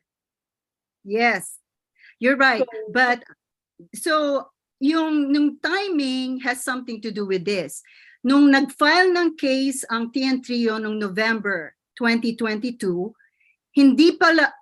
wala pa silang access dun sa raw files ng reception logs that was only later in March published by COMELEC. So that's why they were only asking for the transmission logs there. And since then, we have been able, through what the COMELEC itself revealed in its website, our strongest evidence against them. They are the source of the strongest evidence against them. And any explanation that they give to the public only serves to dig them deeper into the hole, no? Yeah, it's like shooting yourself in your foot or something. Right. So actually, it now remains on either the TN Trio or any other group, considering the 11 good pieces of circumstantial evidence that we presented tonight, that put together amounts, in my humble opinion, to a greater than or more than preponderance of evidence that someone else files a case to declare a failure of elections. So who is that? I mean, because, as you said, the Mandamus was only a Mandamus. Okay. And at that time, they still had no knowledge that more evidence would pop up. So now, what do you do? Okay. What do you do? That's all that I want to know, and I will mute na. Okay. Thank you so much, Sarah. All your comments are great. They're excellent. At saka, yung pinakalas mong question, what will we do now? What is to be done? Okay. Ako po ay naging litigation lawyer nung ako po ay nagpa-practice sa Pilipinas, no? At ang unang-unang advice ko sa aking potential na kliyente ay hindi kaagad-agad na sumuhol o mag-file ng kaso. Kahit na po beneficial yun po sa aking bulsa. Bakit po? Kasi bilang isang maresponsibilidad na attorney, ang akin pong interes ay ang welfare po ng kliyente ko, hindi lang po yung bulsa ko, no? So, ang unang-una kong ina-advise sa kliyente ay hindi ba pwedeng may ibang paraan para mabigyan ng solusyon ang problema nyo kaysa sa mag-file kayo ng kaso. Kasi po, pag nag-file kayo ng kaso, ay unang-una po, kailangan po marami po kayong pera na ibabayad hindi lang po sa akin, kundi po sa mga korte at saka mga legal fees. So, kailangan tingnan po ninyo ang budget ninyo kung kaya po ninyo. At kaya po, ito po ay napaka-expensive ay dahil sigurado po na magtatagal po yan sa mga korte. Dahil po yung mga korte natin mababagal. Oh, so ano ngayon? Mababagal na magdesisyon, no? So ano ngayon? You cannot just say people power, you know? Well, that is why I'm saying, no, I can say it. I can say it for myself. Yeah, and sure, our but group is it saying it. probably Why? wouldn't. Why? Because when the three branches of government are no longer serving their purpose, and you can see clearly how they're only acting in support of the people who are in power, then you can expect. Now, Ceres, you know, I gave a webinar last year before the elections to help fight the historical denialism program and propaganda of the Marcoses. And I showed them a slide on how the Marcoses delayed justice for 38 years. I laid it all that there. If you want, I can supply that to you. And I explained why. Kung for 38 years, the Marcoses escaped justice, sa palagay ba ninyo itong mandamus petition na to, this will not drag on after the Marcos, BBM himself has served his term of office? Eh di moot and academic na yan, di ba? And okay, in the it doesn't meantime, have to be through the courts. But I mean, before anybody can act, they have to understand this. Yes. And be convinced. Yes. That there is something illegitimate here. So that will also take a long process. And that's why I think your message has to really reach a wide and deep audience. Area. Yeah. So I think please start by putting all that PowerPoint together. Actually, Ceres, in don't fairness, even understand. They only think PPCRB is telling them what is to be believed. So, kung hindi naintindihan, paano naman? Okay? Yeah. So, actually, Ceres, in fairness, no, this is already yung second presentation namin nung mga Tagalog slides namin. Meron kaming naunang presentation nung June, no? At inilabas na namin sa Facebook page namin lahat ng mga slides namin. At hindi lang yon, nagbibigay kami ng mga shorter posts na with only a smaller set of slides to explain a particular point. So nandyan na, nakapublish na lahat yan. But that doesn't mean na hindi maganda yung suggestion mo to put this all in a frequently asked questions brochure. No, we're gonna do that.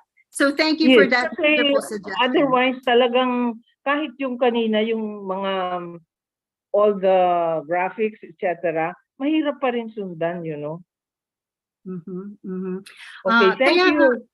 Yeah, and thank you so much for participating tonight. Now, when you have it, please tell us so we can access it, and I'll be the first one to print it for myself. Oh, wonderful!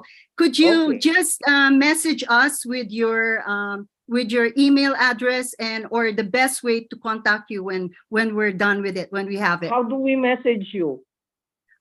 Well, there is dito sa chat na to, pwede bang i-direct message mo ako o kaya si Mina, no? And can you give me your email address and we will email you, and then that way we can establish contact, no? Okay, I'll give it here sa chat. Okay, ha?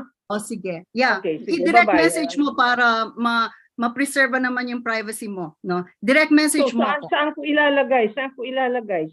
Dito sa pumunta ka sa ilalim ng Zoom, tapos doon sa ilalim makita mo yung chat, no? Okay. Nakikita mo. Tapos nakikita yun ng iba eh. Hindi. I-direct message mo ako lang.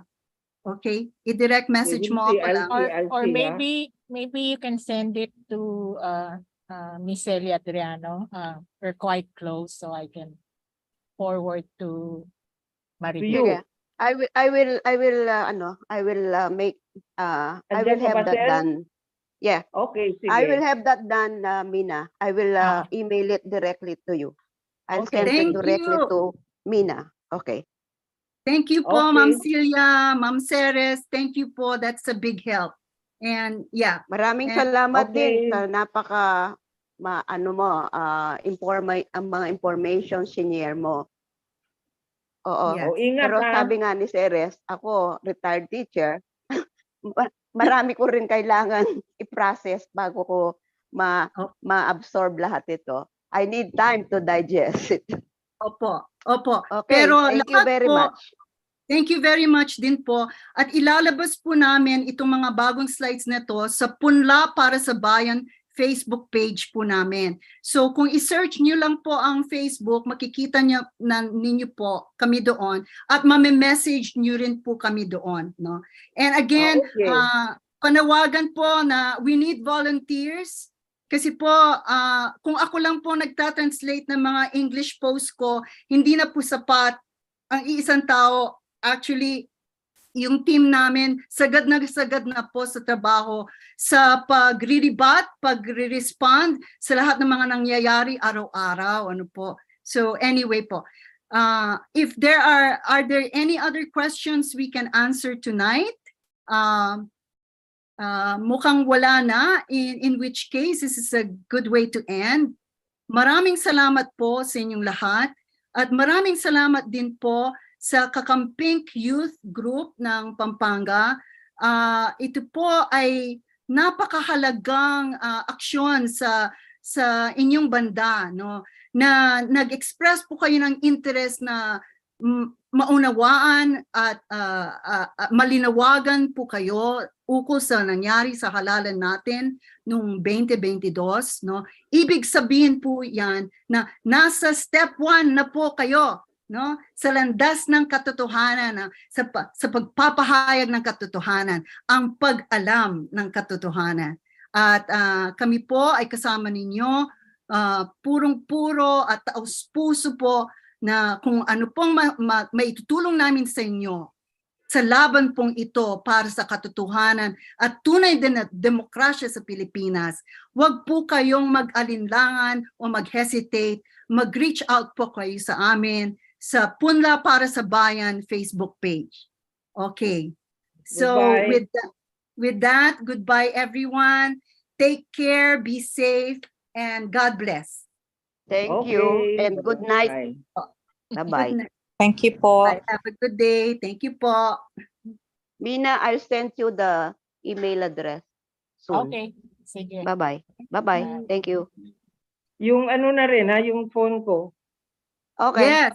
Thank you, Ceres. That's most appreciated. Kasi sometimes Okay. mabilis yung mga pangyayari. Dapat kuminsan tawagan na rin. No? Okay. Okay. Bye-bye. Maraming Bye-bye. salamat po. And thank you Bye. din, Ceres, for all you do. Okay, sige. Bye. Bye, everyone. Bye. Bye-bye. Ingat Thank you. po. Thank you. Thank you. Thank you po.